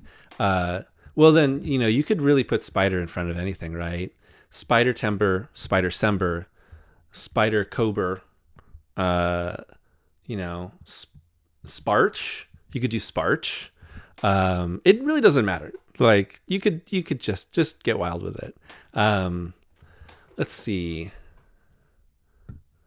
More, yeah. I did not see Thunderbolts. I'm sorry. Did you hear about the upcoming American reboot of Gamera? This is something that I kind of heard a little bit of, but I don't really know much. If you want to tell me more about it, I really don't know what's going on with Gamera these days. That's funny. Travelers TGG says an essay about Carpenter's music would be dope, and I agree. And I did that video 5 years ago, or maybe 6. So please look it up. It's like the musical legacy of John Carpenter or something like that. But it's very old. So it's probably bad. But I did talk about his music for a while. I would love to do more like videos about music, but I'm not like that sharp in music theory. It's not really my thing. I like talking about music. I like playing music like in my videos, or even talking about like musical artists. But like as far as like deconstruct the song, like I don't know what I'm talking about. That's really not my thing. Let's see. Let's see. Actors that you want to see in the MonsterVerse. Bruce Campbell. Put Bruce Campbell in the MonsterVerse. Yeah, that would be fun. Let's see. Yeah, horror fan for life. Zach Kreger's Resident Evil reboot, like we're talking about. Yeah, I really enjoyed. I thought Barbarian was awesome. Weapons looks insane. Yeah, the trailer for Weapons, I was like, oh my god, like. I don't know if I can handle this as kind of tweaking out a bit watching that trailer, because Barbarian is so like unpredictable and it has like so many insane things that happen in it. And it's funny because I saw Barbarian after I got it spoiled for myself, so I knew the kind of the twists and the reveals. And even with that, I was like, this movie is insane. But what I really liked about Barbarian was that it had so many ideas on like the relationships between men and women, trust and fear, taking advantage of and exploitation, and that the movie makes these like hard right turns and hard left turns, and you can't expect where it's going to go, but the themes and the ideas, like they go through it so seamlessly that it's really marvelous to see, to even knowing where the twists are going to happen, to just be like, to go along for the ride and still have this movie go in so many wild directions, but to make complete like metaphorical sense was really cool. So I'm excited about more of Kreger's stuff. Let's see. Transformers comics. Hold on, let me kind of catch up a little bit here. Victor Shade says, I just bought Big Trouble in Little China. I've heard that it's great. I never saw it. I'm looking forward to checking it out this weekend. I really love it. It is so fun and funny. Mortal Kombat owes everything to Big Trouble, and Russell Crowe. Not Russell Crowe. Sorry, why did I say Russell Crowe? Oh my gosh, Kurt Russell. The Kurt Russell is so fantastic in Big Trouble, as this sort of John Wayne parody, sort of being the protagonist of the movie, but not actually being the real hero of the film, is really fun. I love Big Trouble. it might take one or two views maybe for you to really get on board. I would sort of compare Big Trouble in Little China to something like Big Lebowski, where like the first time you watch it, you're like, what is this movie? Like, what is it doing? And then once you get on its wavelength, like you love it and you watch it over and over and over again. Yeah. Let's see. So Johnny Max said, this is why I can't talk about The Mummy 1999 on my podcast. I love it too much. Yeah, talking about... go ahead and talk for a while just about something that you just love so much. It's like maybe it's too precious sometimes. Taylor Edwards says, are you going to do a Coraline retrospective? It's tough. It's kind of tough talking about anything Neil Gaiman these days. You know, it's kind of tough. John Quavis, did you pre-order the Arrow Dollars trilogy? I didn't know that Arrow was putting out an edition of the Dollars trilogy. I'd have to check that out because I got the 4K of Good, the Bad, and the Ugly from Kino Lorber, and I think it looks really awesome. So I'll check out what they're doing that. Let's see. Shacker WD says, do you have a favorite fighting game? I mean, I was super into Smash back in like high school and college. I was especially Melee.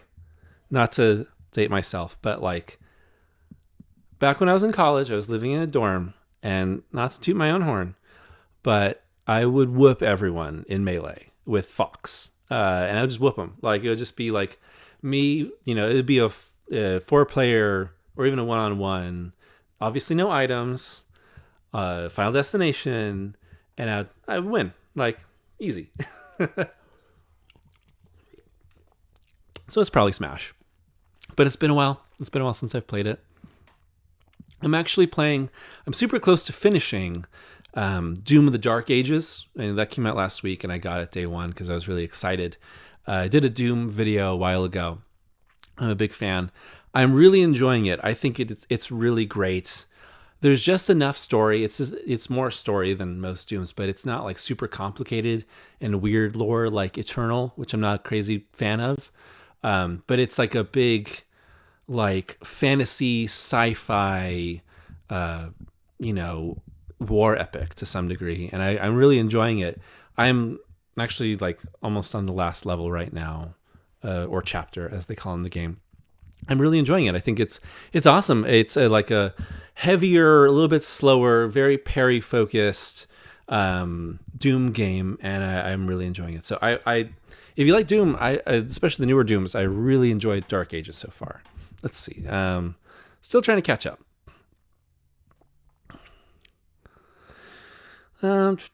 Ezekiel Gonzalez. Hi, Matt. Greetings from Argentina. Thank you for watching. Have you read the comic or saw the Netflix series of The Eternaut? I highly recommend the 1957 comic. It's awesome. I haven't read it. I know that there's the new show. I was like, wait, is that based on the comic? And so I have not. It's is it Jodorowsky? Yeah, I have not. I have not read it or seen it, but I know it's supposed to be awesome. Let's see. Mario related video would be interesting for sure. Johnny Disaster, thank you for all your work. Thank you, Johnny. Thank you for your support. Let's see. Let's see. The Real Chuck 92 says, how about a retrospective on Jurassic Park? So this is one thought that I have. This is a little bit of a spoiler, is that we've got this new Jurassic World movie coming out, and I don't remember. Is it Rebirth? Is it Jurassic World Rebirth? So I thought, should I do a retrospective on it? And I was kind of thinking, like, a lot of people talked about Jurassic Park, but then, and hopefully people will find this to be fun, is that I have the script for the original Jurassic Park 4, which is the unmade 4, which was about human dinosaur hybrids with a gun strapped to them that never got made and is a very bad idea. And, I've been doing some of these unmade movies lately and people have enjoyed them. So I was thinking about doing the unmade Jurassic Park 4 as a video, like right before the new Jurassic World comes out. So let me know if that sounds fun. It's insane. It's completely insane. I don't know. Michael Barlow, will you do a retrospective on Creepshow, the film slash franchise? Yes, absolutely. This is one that I really want to do. I've seen the movies multiple times, and then I've watched most of the Creepshow show for Shudder. And I would like to do a retrospective on Creepshow for sure. And it'd be a little daunting, but it would be fun to kind of like rank all the segments, seeing as like they're all anthologies. Obviously, it's a lot with the show, but it would be fun. It would be fun to do Creepshow. Let's see.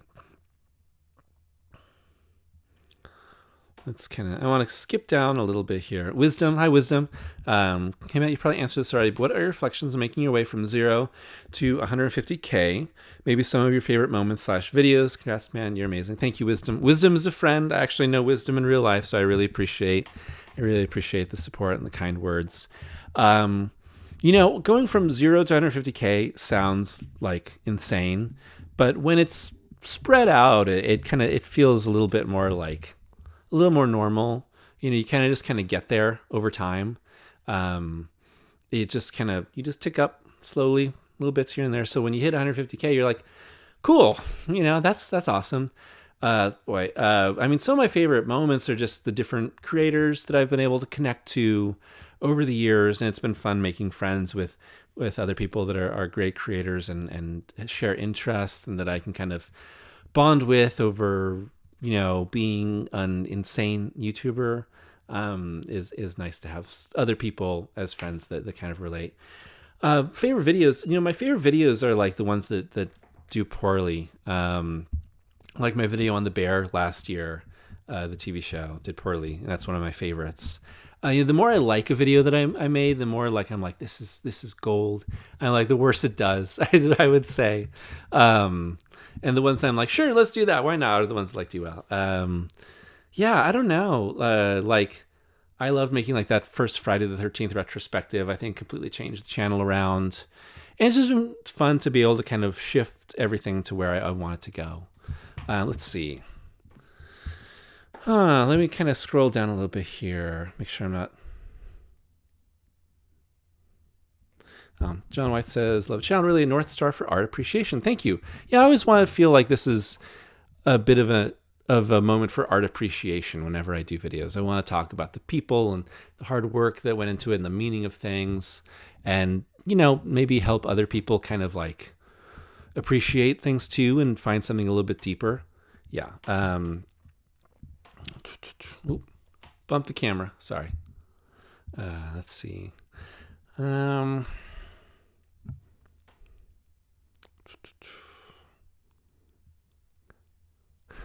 Brian McDermott, thank you for joining, Brian. Which Godzilla offspring would you want to accompany you on an adventure? Now, I would have to go with, and though I really don't like the Roland Emmerich Godzilla film, the cartoon that came out of Godzilla '98, the Godzilla Jr. from the cartoon from the '90s.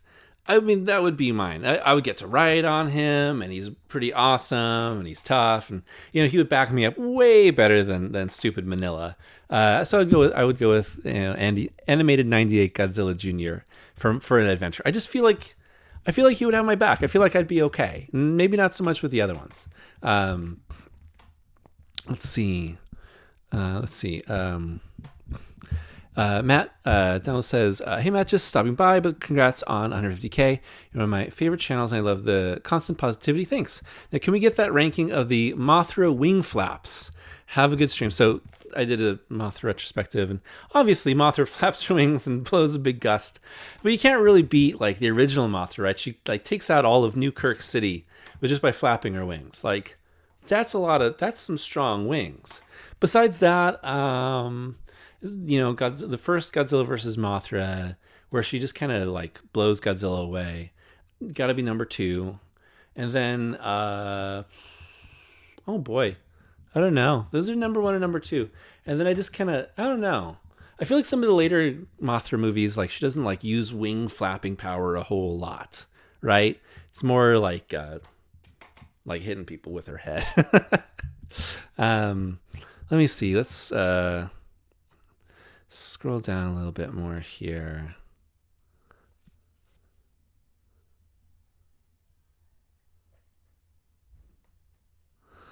Scroll down. Geek Speaks says, out of curiosity, what are some other YouTube channels discussing geek culture that you like watching? So I have friends as YouTubers that do great coverage.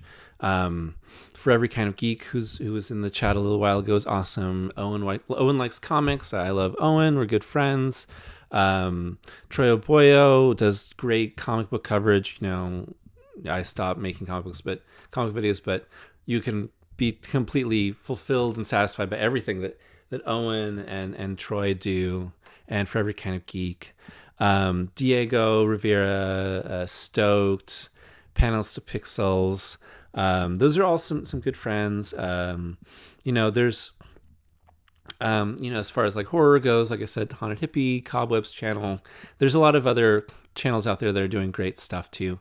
And then as far as like people that I don't know, my favorite YouTube channel is your favorite YouTuber's favorite YouTuber, which is Red Letter Media.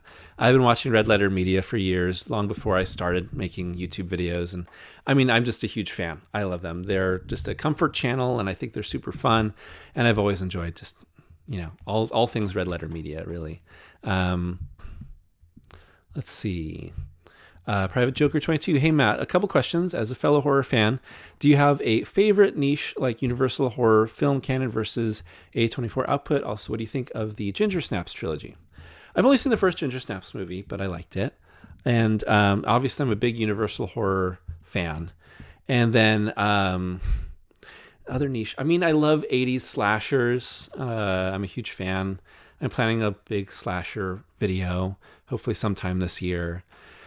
And then, let me think here. Other niches. I'd like to know other people's favorite horror niches. Because A24, I'm kind of pick and choose between those. Some are just kind of horror and name only at times. And then, I don't know. Mining-related slashers set in fictional Canadian towns. I'm a big fan of that. Let's see. Let's see. Catching up a little bit more. I want to make sure I'm not missing too much, but I want to get a little bit closer to everything here.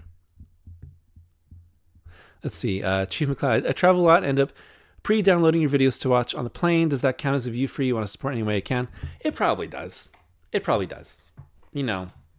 YouTube is like, there's a person that went to the video page. It's fine. Don't worry about it. It's fine. Muscle Hamster 99, Bang, Marry, Kill, Kenny, Hangman, and Takeshita. Kill Takeshita, Bang, Hangman, and marry Kenny. Yeah, gotta go with that. That was way too easy for me. Michael Barlow, will you do a video on the art of Mobius? That would be interesting someday. Mobius is obviously one of the great artists, one of the great comic book artists. And it would be interesting to cover and talk about Mobius sometime. I love Mobius's work. Let's see. Taylor Edwards talking Transformers 1 is an awesome movie. I have not seen Transformers 1. I'm the reason why it bombed. Let's see. Johnny Ung says, hi, Matt. Congratulations on the recent milestone. Looking forward to the next one. Me too. Just wondering if there will be any deep dives into anime shows or films. Yes. So I haven't covered a ton of anime. I talked about Cowboy Bebop a long time ago when I still made bad videos. And I would love to do Dragon Ball Z sometime. And maybe a return to Cowboy Bebop. Possibly Samurai Champloo. I'm not entirely sure what will be the next time, because I know that's kind of like I do a lot of content, a lot of films from Japan, and I do a lot of like cartoons from the United States, but I don't do a lot of anime. So I don't know. It just kind of depends on what I'm feeling at the time. Let's see. Some love for Beast Wars, some love for Michael Bay's Transformers. Thank you for eating trash with me. Uh, George Centerpod, would you ever consider making a Pulgasari video? Toho's involvement with what was essentially a film made via kidnapping for Kim Jong-il. Yeah, this Pulgasari is so insane. It's a North Korean kind of propaganda-ish kaiju film. And I might cover that sometime. You know, I've done Godzilla and Gamera, now Mothra, and I might do Rodan. I want to do animated Godzilla, and I kind of want to do Daimajin. You know, so I'm kind of like I've done most. I'm kind of like running out of kaiju here. I might do Pulgasari sometime. That'd be wild. I don't know. Is there an audience for that? I'm not entirely sure. Let's see. Oh yeah. Nick Rivera says, "Hello Matt. Congratulations on 150k subscribers. Thank you. Thank you for your Three Mothers video. It inspired me to write my own trilogy." That's cool. I love that. I love that anything that kind of gets other people's creative juices flowing, I think is really fun. Yeah. So Three Mothers was super fun to talk about. It's sort of an unspoken rule on the channel that in February I do something on Italian horror. Three Mothers, Gates of Hell, anything, everything really kind of comes around every February. Let's see. Popeye Doyle says, hi. Thank you for all your hard work in the French Connection. Gabriel Hunt, do you collect any Godzilla figures? Some. I've had some in the background. I have some NECA stuff. I don't collect a ton because they can get pretty expensive. So it's really got to be something that I am like, yeah, I really, really want that. Obviously, I kind of feature some. Oh, look like. No, it's not Godzilla, but I've got Linus here. But yeah, I'll kind of put them in the background, kind of make things fun or related to anything and everything. Let's see. Records Trilogy by Nick Roche. Let's see. Geek Speaks. Who's a wrestler? See, so that we're talking pro wrestling now. We're getting into the real questions now, people. Geek Speaks. Who's a wrestler in WWE they think is insanely criminal? They don't have as much of a push. I feel like Karrion Kross is definitely a big one right now. Yeah. So Kross, I think, is hopefully in line for something big now because he has been doing great work, like with his own videos online outside of like TV shows and the small portions that he's had. And he's kind of like, you can see they're kind of like seeding things a little bit more with him, or, those podcasts that he's done. And it's so funny because I think for a long time, I just didn't really connect with anything with his character. And I thought him in the ring was fine, but nothing amazing. And he's sort of latched on to this sort of almost Jake the Snake-esque persona to some degree. And I really like what I've seen with him, like just as himself and as a real person outside in his interviews. And so I think he's finally like kind of getting what works really well as a character inside and outside the ring.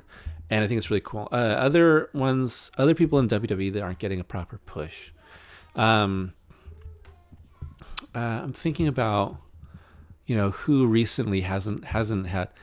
I wish that they would push Chad Gable as anyone other than El Grande Americano, because I think that's like, I'm glad he's getting some more time, but like, I think it kind of limits him in the ring. And then, well, I'm glad that Io Sky's champion now because she's awesome. I felt like for a while they were just kind of not using her properly. And other people that need more of a push. I would love to hear more people's wrestling thoughts, really. It's kind of tough to say. I'm thinking about who else in WWE is not getting a proper push. CM Punk will never be pushed enough for me. I'm such a Punk fan, so it's just like, no, but hasn't won every belt, so he's not getting a proper push. Let's see. John Pitts says, congrats, thank you. Taylor Edwards says, yes. So have you ever thought about writing your own story? And yes, I've got some ideas for some stories that I want to write, but I don't really talk about what I want to write or what, or whatnot, or what I'm in the process of, because I found that it's better motivation to kind of keep it in and work on it yourself instead of just getting the satisfaction of telling someone, oh yeah, I'm working on a great thing and blah, blah, blah. And then you become unmotivated instead of like focusing on it and trying to make the most of it. So I've got some ideas. Keith Gilman must recommend the Frankenstein series with Donald Sutherland, oldish but a faithful adaptation of what I've seen. I don't know anything about this one. Donald Sutherland, Frankenstein. Okay, cool. Let's see. Shocker WD, would you ever do a one-on-one interview with someone? Maybe. I don't know. I don't know who I'd interview, and I don't know who would ever want to be interviewed by me. Like, I don't think there's anyone really dying for me to ask them a bunch of stupid questions that invariably turn to pro wrestling. But it could be good. I don't know. I feel like those videos aren't all like. I've seen other channels that are like mine, and they'll do like an interview every so often, and it could be a great interview. But for some reason, like those videos never do well. Like people aren't interested in them, which is a shame. Yeah, it's an odd thing to see. Like performance wise, it's kind of strange. Let's see. Payne Rogers, will you do a video on Ralph Bakshi and American Pop? Bakshi would be interesting to cover sometime. You know, I've done videos on a few different creators over the years, and Bakshi could be interesting to do. You know, I did Don Bluth, and I did Ray Harryhausen, and I really want to do a Stan Winston video, and Bakshi would be really interesting to cover at some point. One of the original Dang Ass Freaks for sure. If you watched The Lost World 2001 with Bob Hoskins. So I'm taking this as the Arthur Conan Doyle Lost World. I haven't seen it. Koopa said, "Hey, do you like music?" Yes, I enjoy music. Are we running out of questions? Let's see. CNSS84, Matt, absolutely love your videos. Thank you. Planetary Long Halloween are two of my favorites. Thank you. How would you remake Creature from the Black Lagoon? I really don't want to remake Creature from the Black Lagoon. Creature is my favorite. I'm actually thinking about getting a tattoo of Creature from the Black Lagoon, but I don't know. I don't want Creature from the Black Lagoon to be remade, honestly. I know that James Wan's working on one, but I would prefer if it was set in the 50s still and had more of an old school feel and wasn't, it still had that central dynamic between this, pseudo love triangle with the creature. Not like, Del Toro love triangle, but yeah, I don't know. All practical, no CGI, guy in suit, put him in the water. But then it's just so close to the original. And like, I just love Creature from the Black Lagoon so much that I really don't want to touch it. Maybe I should rewatch Creature from the Black Lagoon tonight. We're finally catching up to the singular points in the chat. Singular point, singular point, singular point. Singular point 2, Mechagodzilla Boogaloo. Singular point 3, Revenge of Serizawa. That I want to see. What if Serizawa, the oxygen destroyed it and kill him, but it made him huge. And then you've got this like gigantic Serizawa that like battles Godzilla. Let's see. Project says, your Alien Dead Orbit video is one of my favorites, I guess, across the entirety of YouTube. I really enjoyed making that Dead Orbit video a long time ago. Let's see. We're catching up slowly but surely. Let's see. Gamera Super Monster. Yeah, I've read Bitterroot. I have not read Bitterroot. Garrus Sharp. There's another one. Another kaiju to talk about. Garrus Sharp.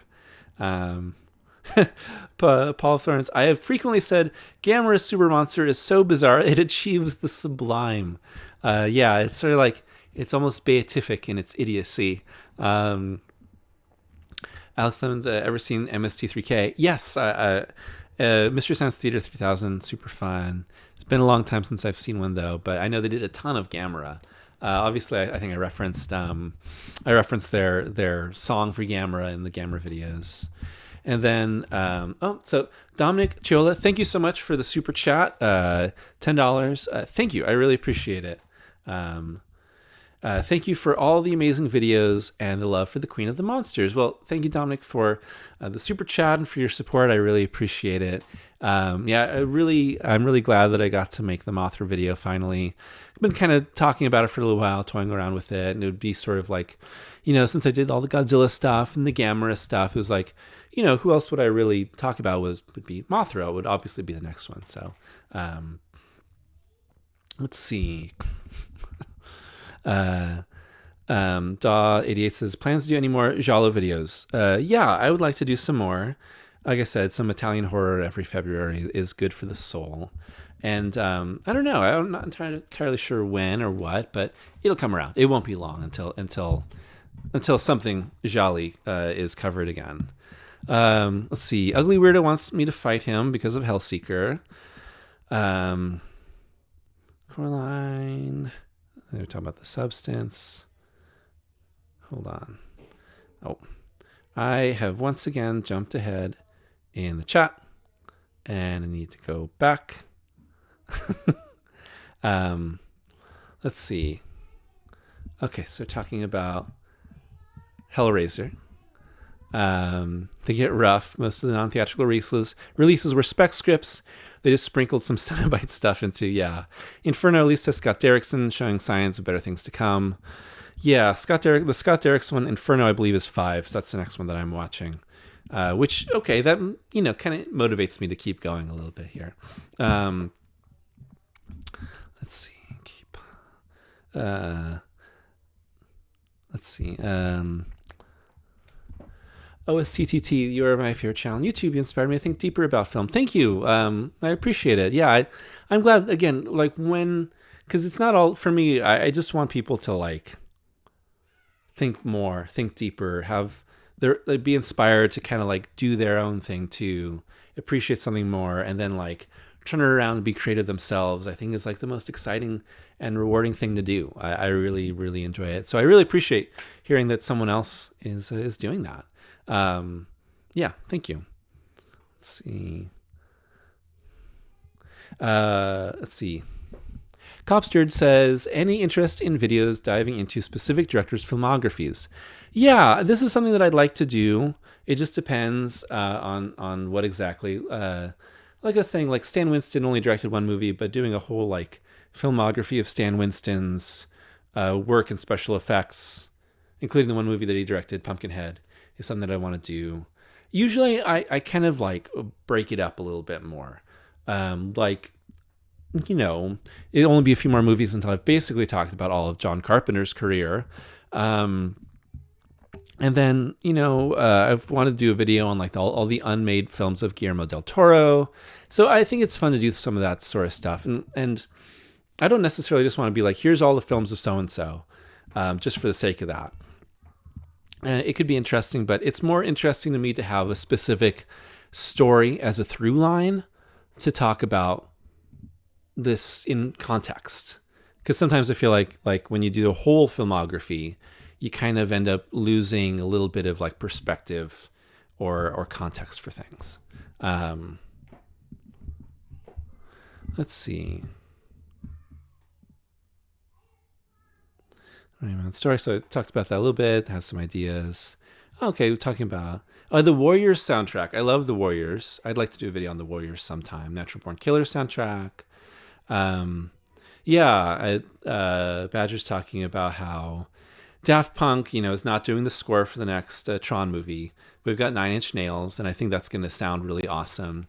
And I'm interested. I'll be there day one, obviously, to see new Tron Ares. Jared Leto being the stars, I'm why? why Jared Leto?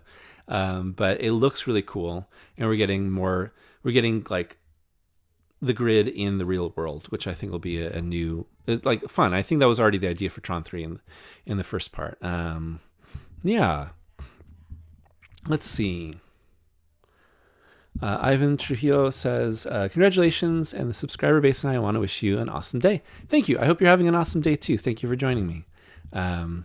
Alex Lemons, how would you handle Ibira in the Monsterverse? All right, get this. The Godzilla, he's in the water, there's a ship, and then there's a giant lobster, big claws. He can throw rocks, and then he just beats everybody. And that's it. In a movie. Let's see. Parv Joker 22 says, The Night Eats the World and The Girl with All the Gifts are pretty great underappreciated zombie flicks. And I have not seen The Night Eats the World. But it's funny because I heard someone else talking about that recently. And I was like, oh yeah, I do have to see that still. Let's see. Let me jump ahead a little bit here. Private Joker. If you have not seen my review of Sinners, I did a review of Sinners, and I loved it. I think it's a masterpiece. I would love to know what people's thoughts are on, like, I've done a few new reviews of movies. So beginning of the year, I did a video review of the new Wolfman movie from Lee Wanell. And I did that because it was Universal Wolfman, and I'd done the Wolfman retrospective. So I thought, okay, so this kind of is in line, so I'll do that. And then I did a video review of Sinners, because when I was like, I'm really excited about the movie, and when I saw it, I was just blown away. And so I really wanted to talk about it. And I'm really glad I did. Those videos did fine, but I don't know if people are necessarily like here on the channel for me to talk about like brand new stuff. A lot of stuff I talk about is a little bit older, more wide ranging. It's not just the new review of the week. And there's plenty of channels that do that, and there's plenty of channels that are great at that. But it's not really something I do all that often. And being on camera is sort of helpful, because when you review a movie that just came out, all you have for footage is trailers and commercials and maybe some behind the scenes stuff and some posters. And it's kind of hard to piece together a video review if you're not on camera. But I'd love to know if people are actually, if you're liking that, if you're interested in that or not. Because, I don't want to do it all the time, but every so often, say, Tron Ares, right? I want to talk about Tron Ares probably. But if people like that, yeah, let me know. Let me see. So Ivan Trujillo asks, what inspired you to make video essays, and how did you get into it? Into comic books and movies. So what inspired me to make video essays was that for a long time, I was doing my own blog. I was just writing. I was writing different stuff, reviews and articles and analysis and lists and stuff. And I was doing that for a long time, and nobody read it. Nobody read it. To the point where, like, if a blog post got 100 views, I would think, wow, this is amazing. 100 people read the thing I did. That was like, and I was doing that as like, sort of like a fun thing to do outside of my everyday job. And a lot of the jobs that I was doing at the time were very boring. And so that's why I was doing it. And I already loved film and comic books for a long time. I was just super into them since I was a kid. So obviously I was just like, I want to talk about this sort of stuff. And then I started seeing video essays and different videos on YouTube. And I was like, the stuff that they're doing is just the stuff that I'm writing, but it's on video, and they're getting a lot more people that are watching their stuff. So I just kind of straight translated that from the blogs that I wrote into video scripts and then voiceover and whatnot. That's kind of that was the easy transition really that I made. And obviously my writing and my focus has changed in the time since then. An average video that I write is like 4,000 words. And I was not writing 4,000 word articles or blogs. Way too long. No one wants to read a 4,000 word blog, but people will watch a 30-minute video. It's a very different world. So that's kind of what got me into it. It's like, I can do that. I saw their stuff and I thought, I can do that. Why not me? And so I went for it, which is why I would say, just go for it. You're interested in something, just go for it. Let's see. Okay, so Batman Fan 88 says, what's your thoughts on AEW, and who's your favorite wrestler from the company? Now, I like AEW. I've been a little bit cooler on them in the last couple years, but I think they're actually getting back pretty strong. They're doing pretty well these days again. I mean, my favorite wrestlers in AEW are like, no surprise, it's like Ospreay, Hangman, Omega, Swerve. I love Jamie Hayter and Tony Storm, Chris Statlander, Willow Nightingale. Those are just a few, straight off the top of my head. So I think they're actually like kind of hit some rough waters the last few years, but I think they're back to putting on some pretty great shows, a lot of great matches. I feel like I know that this weekend is Double or Nothing, and like the headliner is Ospreay versus Hangman for the shot at the title, and I'm really excited about that because the one downside of AEW right now is the Death Riders and Jon Moxley, and I think that it's just a real drag every time they're on screen. Although now, I loved Samoa Joe and the Ops taking out the Death Riders. I love Joe.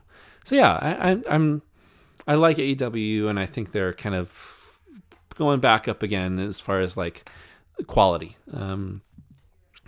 Let's see. Alex Lemon's favorite Tony Todd, rest in peace, besides Candyman. I mean, he's great in Final Destination, but he's really awesome in the 1990 Night of the Living Dead remake. He is fantastic in that role. It's kind of the role that was his breakout, and I think he's awesome in that. Do you think about doing a 2003 TMNT series retrospective?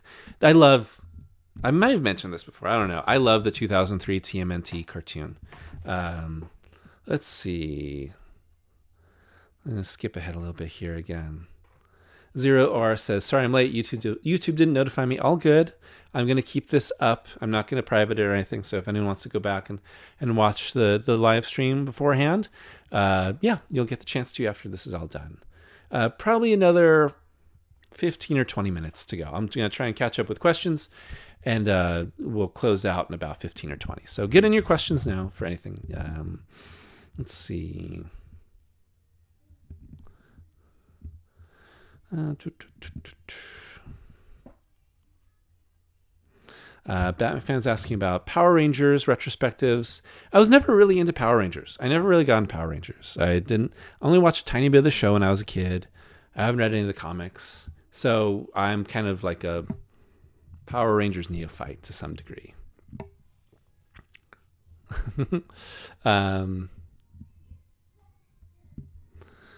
Let's see. Zero OR is asking about what about the Netflix Resident Evil? I hated the Netflix Resident Evil. God, it's so bad. Let's see. People want Sparch. Big Sparch fans in the chat. Let's see.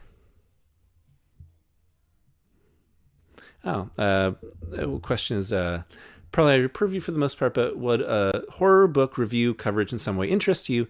Just want to hear your thoughts on Stephen Graham Jones and John Langan. Could be interesting. A few years ago, I did a video on Stephen King's Christine and also John Carpenter's version of it. And I am planning again to do another Stephen King video very soon and talk about The Stand, the book and the two adaptations of it. So, books are a little bit out of the ordinary, but I've been covering more books in my retrospective. So talking about The Invisible Man in the Invisible Man retrospective, or talking about, Lovecraft's At the Mountains of Madness in the context of the unmade movie. It's kind of been like integrating more and more. And so you could probably see some more book stuff, sometime in the future, whether it's straight book, just a book, or a book and adaptations or whatnot. Like, I'd like doing that. And hopefully people like doing that too. Let's see. Brent, is it Jago or Jago? Really enjoyed your Judge Dredd video, Matt. Thank you. Glad you mentioned that any event book would make a great jumping on point. So I'm definitely going to grab a few of these books. I love Judge Dredd. Hopefully you enjoy them too. Let's see. I want to catch up a little bit more here.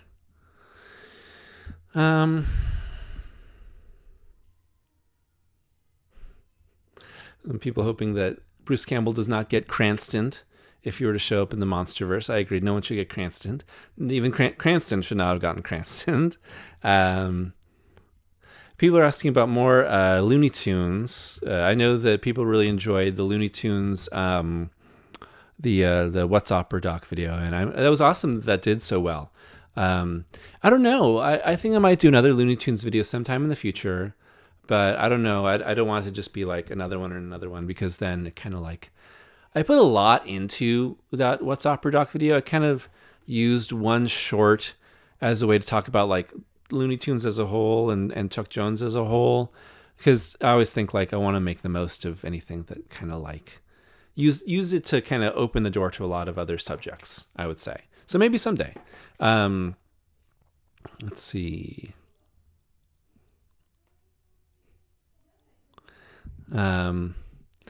Let's see. I'd say Severin and Vinegar Syndrome are right behind Arrow in terms of giving proper love to hidden gems of cinema and for the dang ass freaks. Yeah, that's definitely their prerogative. The Batman TV show could be good. Let's see. Ugly Weirdo says there is one good Jurassic Park film. Slightly debatable, but you're not wrong. You're not wrong. And it's so far, I mean, like the original Jurassic Park is so much better than all of the other Jurassic Park movies that it's a pretty wide gap, even if you do like the other ones. And I like the rest for the most part. Let's see.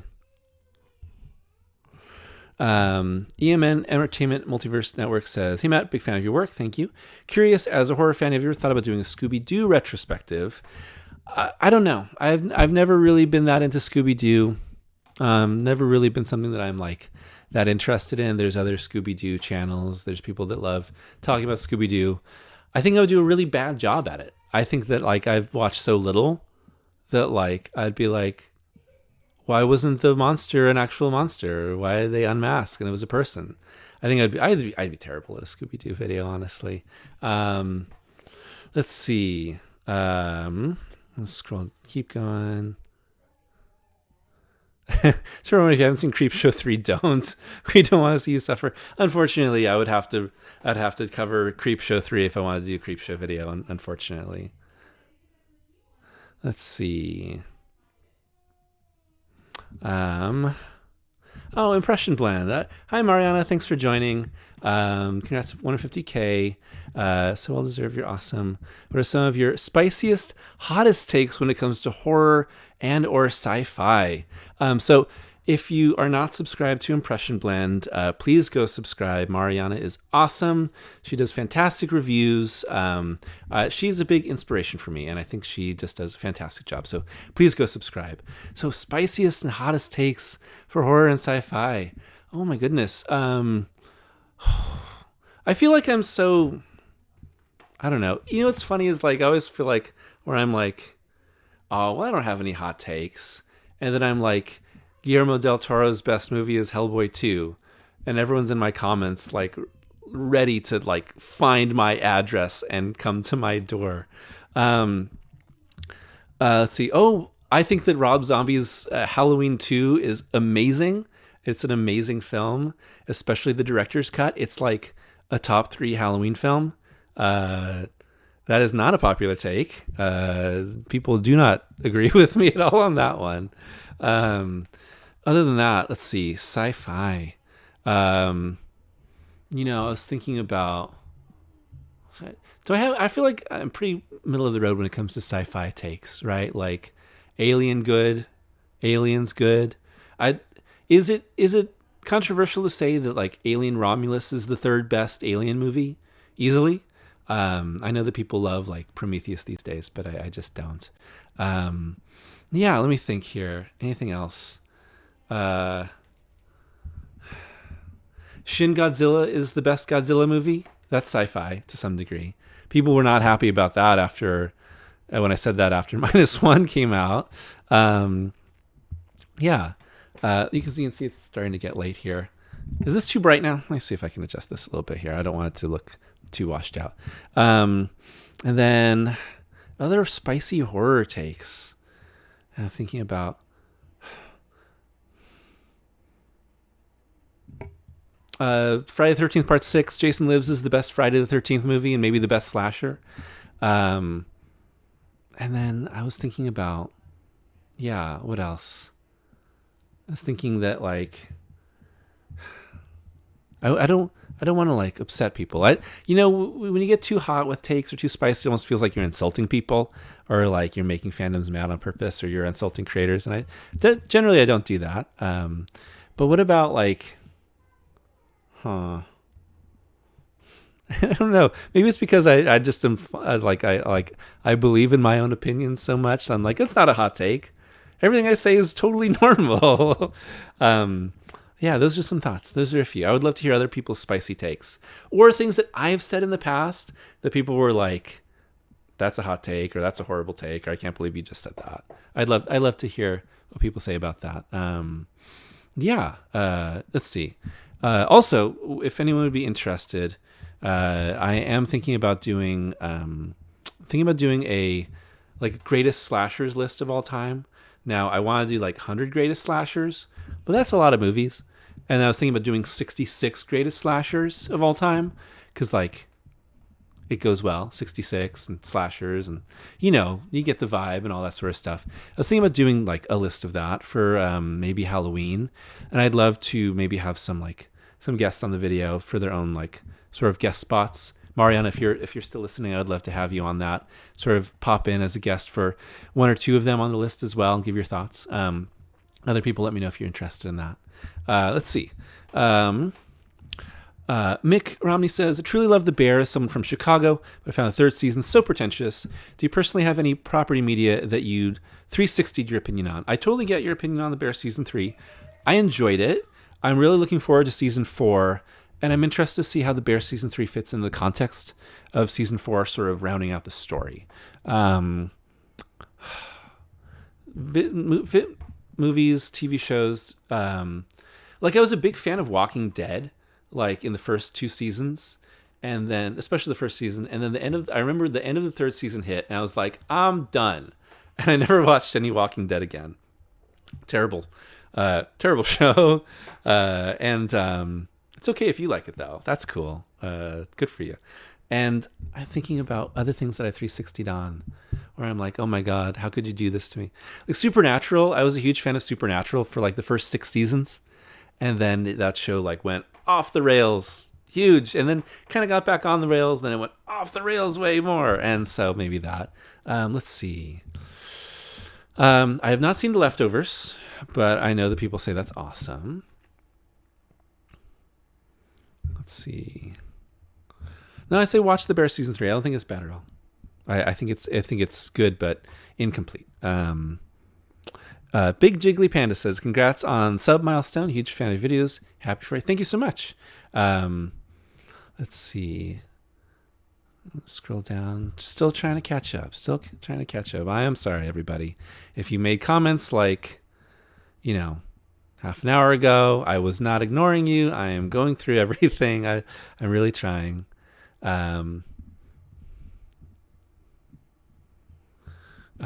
If you were to, so let's see.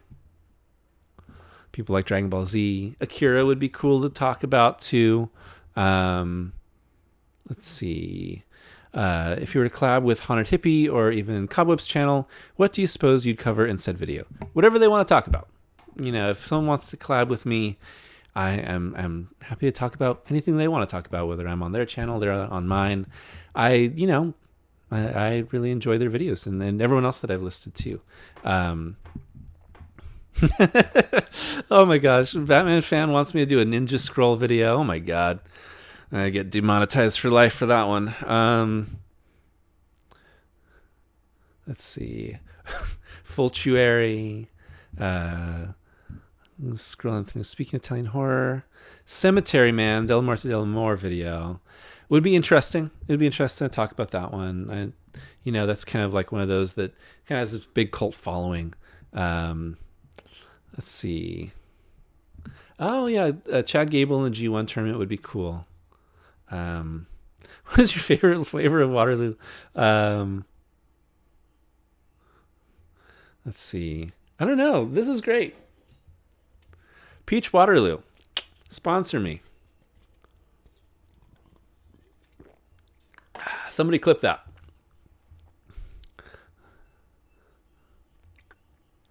AEW, WWE. Just depends on the year. Like 2020 through 2022, AEW over WWE, and then 2023 to like now, WWE. And then, it just depends. It just depends on everything. I don't want to cut one for the other. I'm just a fan of pro wrestling. I prefer to watch like individual matches or PPVs versus like entire shows, honestly, or follow a specific wrestler or a specific story. Oh, okay. So have you infamous Mike Manhattan? Have you considered making videos on disastrous movie productions like Heaven's Gate or Island of Dr. Moreau? So earlier this year, I did a video on Cutthroat Island. God, that feels like forever ago that I made that video. What a year it's been. I had thought about doing Heaven's Gate. I was actually talking about, because I did Final Fantasy Spirits Within, another disaster. I was thinking like, I want to do another like failed movie, riot movie that really just blew up. And I thought it's either Heaven's Gate or it's Cutthroat Island, and I picked Cutthroat Island because I thought people might be a little bit more interested in that. But Heaven's Gate would be really interesting. I'm not going to do Island of Dr. Moreau because there was a full documentary on that several years ago called Island of Lost Souls, I believe. It had anything and everything that you could ever want to know about that movie, interviews with everyone, and it is totally comprehensive. It has everything you need to know. I could never do something as good as that in a video. So if you have not seen it, please go watch that one because it's great. Let's see. Favorite Fulci film?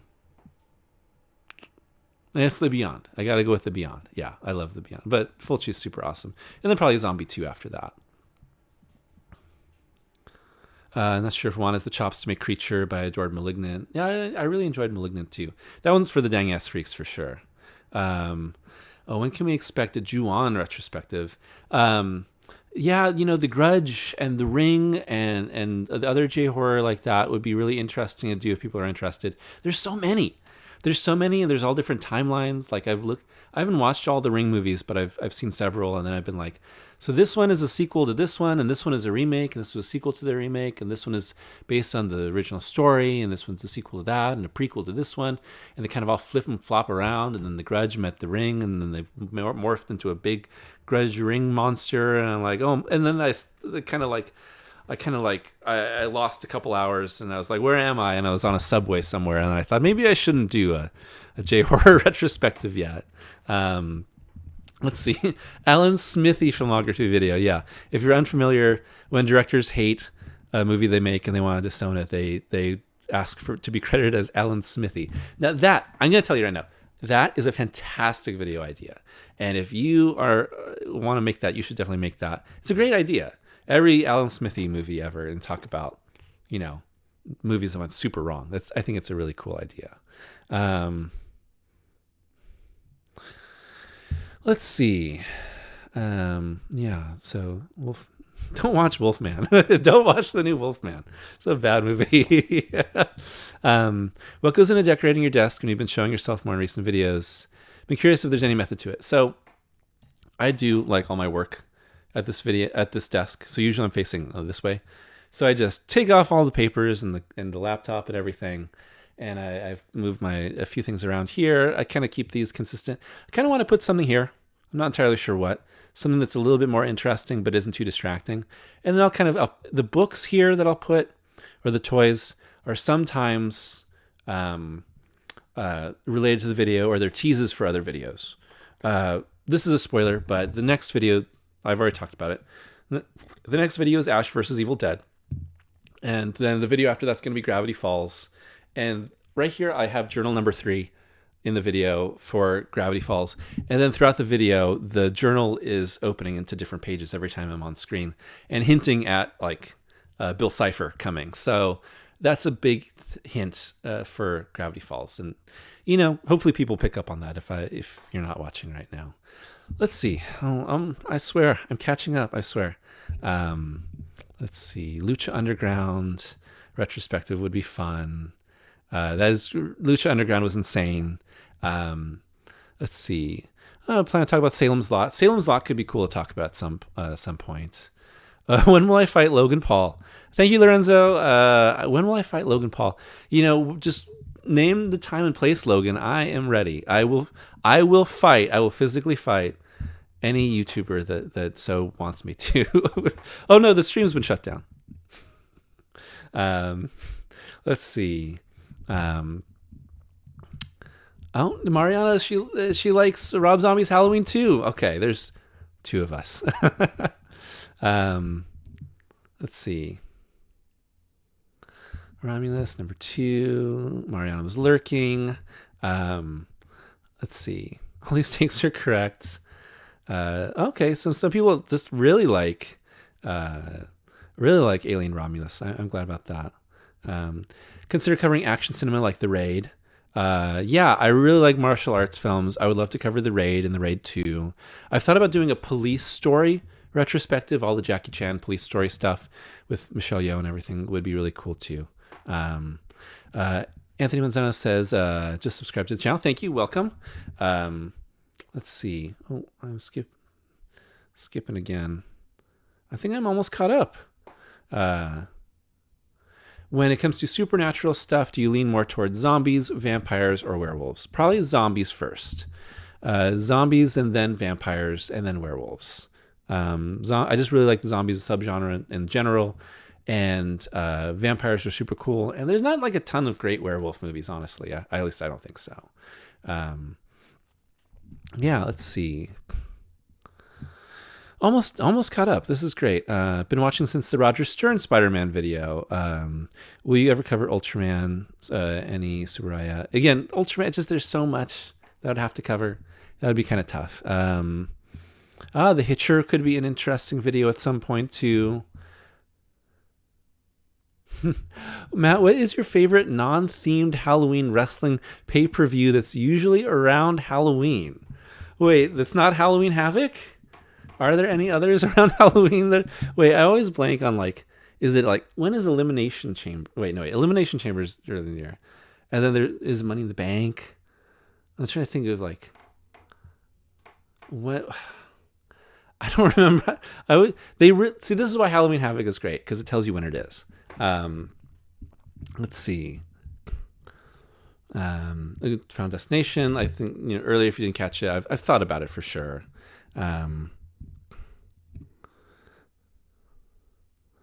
Let's see. John Frankenheimer would be interesting. Matt, what is your favorite Alfred Hitchcock movie? It's Rear Window. I love Rear Window. Rear Window is like one of my favorite movies ever. But I love a ton of Hitchcock. I've always wanted to do a Vertigo video. I think that would be really interesting to do. Let's see. Frank Henenlotter retrospective. Oh boy. That one's definitely for the dang ass freaks. Yeah, let's see. I think I'm almost caught up here. American Werewolf in London. Robert Eggers retrospective. Yeah. Okay, so we've been going for about a little bit more than 2 hours, 2.5 maybe. But I think I'm all caught up on all the questions. So if anyone else has any questions that they'd like to ask, just first say thanks for hanging out, and thanks for all the questions. Thanks for support. And yeah, I really appreciate everybody stopping by and asking questions. It's been super fun. I really don't do this all that often. But yeah, I appreciate everyone coming by. It's been fun, honestly. Like being part of being on camera and having something like this is fun. It adds a sort of a looseness to what I can do, or what I would be fun to do. And yeah, I've really enjoyed kind of changing up the videos somewhat. I've enjoyed like challenging myself to some degree, and like pushing the boundaries of what I can do with the videos and how it all comes out. So yeah, I've really enjoyed this. Hopefully everyone's been enjoying this as well. And like I said, this is I'll keep this up. It's not gonna go away. So if you're interested in going back, and watching from the beginning, if there's something that you missed, if there is a question that you wanted to ask that I missed earlier, put it back in right now. I'll give a couple more minutes before we close up. Let me see. I've seen a few more. Congrats on being caught up. Thank you. 28 Days Later thoughts. I think that the first movie, the 28 Days Later, is so great. It's a great film. It is, I rewatched it a few years ago, and it's not nearly as scary as I remember it being. I was so scared when I first saw that movie years ago. I didn't see it in theaters. I was too young. And I saw it, at some point at home, and it scared the hell out of me. And I loved it. And then I watched it a few years ago. I thought, not scary, but great. And then I watched 28 Weeks Later. I didn't watch that in theaters either, but I also watched that like on a rental years ago. And I hated it. I hated that movie. And I haven't watched it since. So it would be interesting to go back and watch that one too. I don't know exactly what I'll do. I would like to do these 28 blank later retrospective. And I don't know timing wise if I'm going to do it before Years comes out or after, because years is the beginning of a new trilogy. They've kind of said that already. And they've got like, it's called 28 Years Later, The Bone Temple, comes out like next year. So it's already like, there's already more plans. So it's kind of weird if I'm like doing this and it's not like lining up with everything else. I don't know. I don't want to overthink it. If you want to hear my next few videos that I've got planned out past Ash vs. Evil Dead, past Gravity Falls, let me know. I will spoil everything for you. Just let me know. Let's see. I was caught up. Rear Window was one of your first videos, right? Rear Window was my first video. I bet it sucks. But you know, it was. I love it. I've seen that movie so many times. Whenever it gets hot and humid, I want to rewatch Rear Window. Red Jester, one of my favorite YouTubers. Thank you. Colby Shoop, what are your thoughts on Terrifier films? I really like them, especially 2 and 3. I really enjoy that. Like I talked about, I'd like to do a big slashers video, list video, and Terrifier 2 and 3 would definitely be on there. Anthony Manzana says, intensive, disastrous productions. Didn't the original Exorcist have a lot of people get hurt? And a few people after that movie died mysteriously with no explanation. That's true. It was like William Friedkin was a madman. I did a video on The Exorcist years ago, and Exorcist 3, which Exorcist 3 is what I think is the best Exorcist movie. But you know, like disasters and like this thing bombed and it ruined a studio and people got rode out of Hollywood on a rail because of this movie. Obviously, The Exorcist did super well at the box office. Let's see. What is my most hated horror movie trope? Like, you know, just when they're like, what's that noise? And they're going to go into a dark, you know, basement for no reason. It's like, okay, come on. Like be a little bit smarter. I really don't like that. Let's see. Rick Remender, Black Science and Deadly Class. I read a little bit of Deadly Class. I didn't really like it. Let's see. Would you ever cover the Nosferatu movies? Yes, I have thought about that. It would be called Nosferatus because there have been 4 Nosferatu movies actually. But I don't know when I would do it. That is all I've got is the title. And I don't know if that's enough to make the video. Let's see. Yeah, people are interested in Final Destination right now for sure. It might be good for Halloween, honestly. Let's see. Yeah, Mr. Dana says 28 days later is incredible. Maybe hot take, but 28 weeks later is dreadful. I totally agree. I totally agree. Let's see. And Firefist330 says, congrats, enjoy the rest of your night, and probably hoarse voice tomorrow. After 2 hours of talking, yeah, I'll probably lose my voice just a little bit. But I am used to talking for a while to record like scripts and stuff. And then let's see. Final Destination, Jeepers Creepers movie franchise. I like the first 2, and then the director did horrible things and should be in prison. So it's like that's another really tainted franchise that I probably don't want to talk about. Final question: do you enjoy Gundam? I enjoy some. I've only seen a little Gundam, and I like what I've seen. Like, there's like robots and they like fighting stuff. Like, I like that. Then Retrospective would be insane for that. I don't even know where to start. Thank you for everything. Let's see. The Conqueror with John Wayne. I believe that's where he plays Genghis Khan. Yeah. Consider The Descent. Yes. It's definitely a horror movie. I've thought about doing a Descent video on the 2 Descent movies. The Descent, the first one of the greatest movies of all time. And The Descent 2, one of the worst movies of all time. Like, oh my gosh. Let's see, 5 or 6 Nosferatu movies. Okay, well if there's 5 or 6, then I'm not gonna do. Then I lost the title and can't do it anymore. And then there's the Nosferatu show. Dark Victory. I don't know. Don't do Jeepers Creepers. Yeah. Okay. So I think that about covers everything. Last of Us. I'm enjoying the TV show of Last of Us right now. Okay, who wants to know what's coming up? Let's see. I have a big Google Doc where I put the Bone Zone Temple. It's just I have this Google Doc where I put all of my ideas for future videos, and there's a big list, and there's many that I'll never do. But like I said, coming up next is Ash versus Evil Dead. The video is done. People on my Patreon or membership can already watch it. It's all done.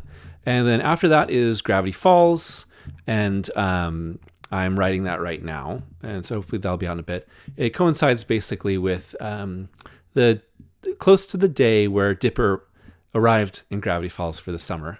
And then after that, I am planning on doing a video on The Stand, Stephen King's The Stand, where I talk about the book.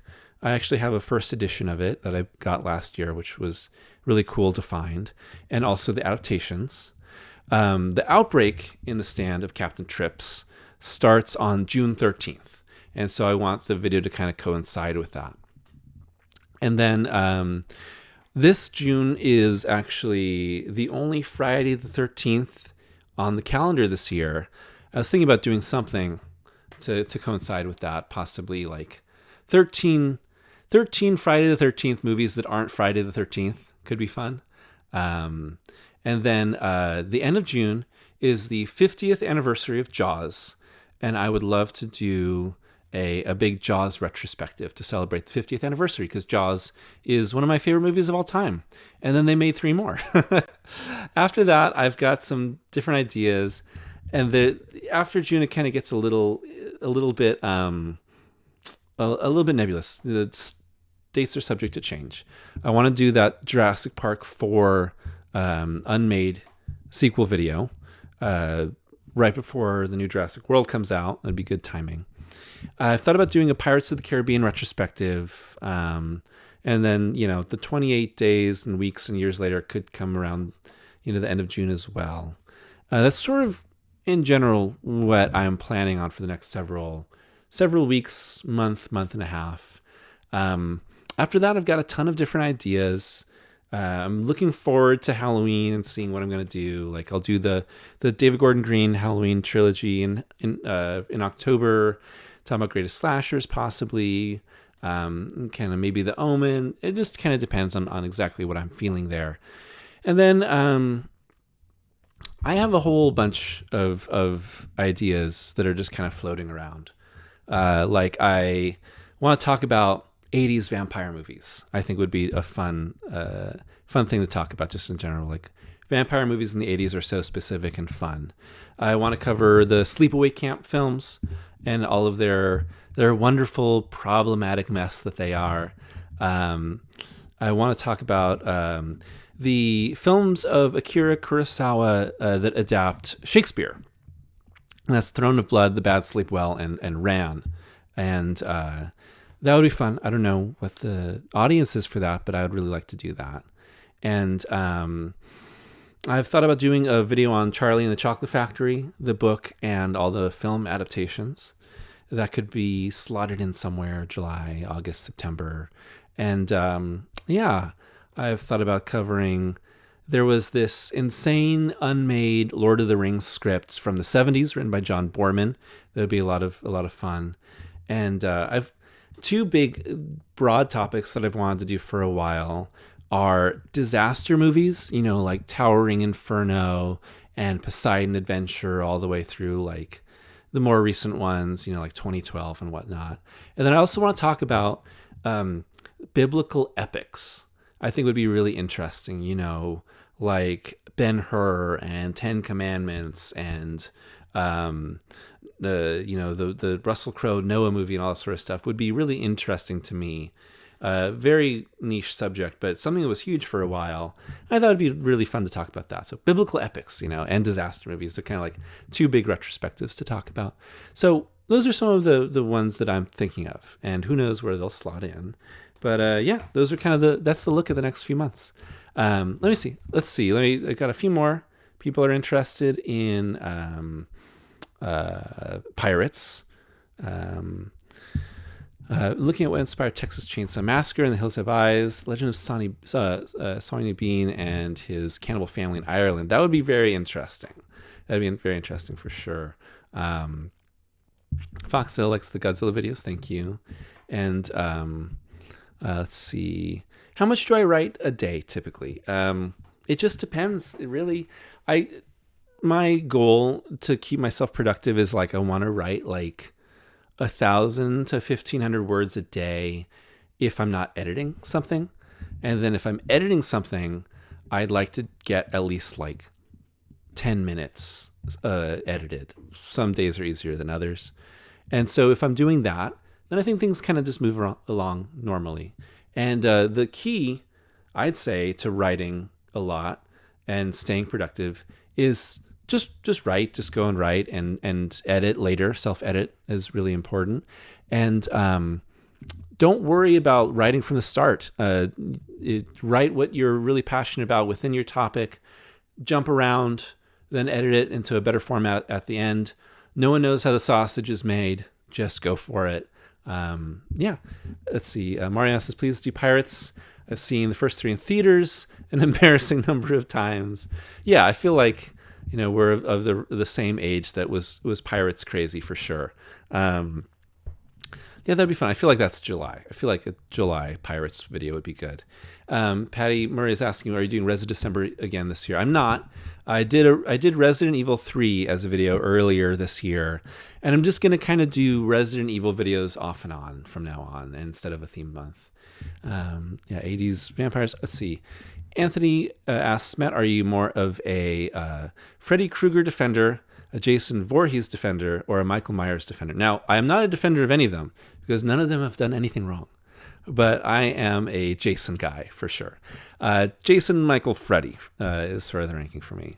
Sword and Sandals, yeah, that would be fun. Last Temptation was fun. Oh yeah, a real riot. A real riot. Last Temptation's a huge comedy in my house. And then let's see. Theme December month altogether. I have no idea. I really don't right now. It's May. I'm focused on now and Halloween, and December will come after. Yeah, so let's see. Underrated horror director. Domestic international horror fans don't watch other stuff that you wish people watch more of. Who's someone that's underrated? I don't know. I think we're gonna wrap up right now, but I mean, I guess I would say Fulci, but there's a lot of Fulci fans now. And then, I don't know. Yeah, I have no idea. I think my brain is done. My brain is completely wiped out. So, we got people defending Jason Voorhees in the comments and Michael Myers in the comments. So I think that's I think my work here is done. For sure. So, we'll wrap it up here. Thank you all for taking part. Lots of questions, a lot of fun to hear from you all for sure. So thank you. I'll look forward to more videos in the near future. Then, I'm just going to keep making them. Yeah, you fried my brain. I'm just going to keep making them until, I don't know, someone stops me. I really like them. I really like making videos. Thanks for watching them. And I hope that you enjoy in the upcoming videos. And, I'll talk to you again soon. Let me know if you want to do another stream soon. So have a good night or whenever you're watching this.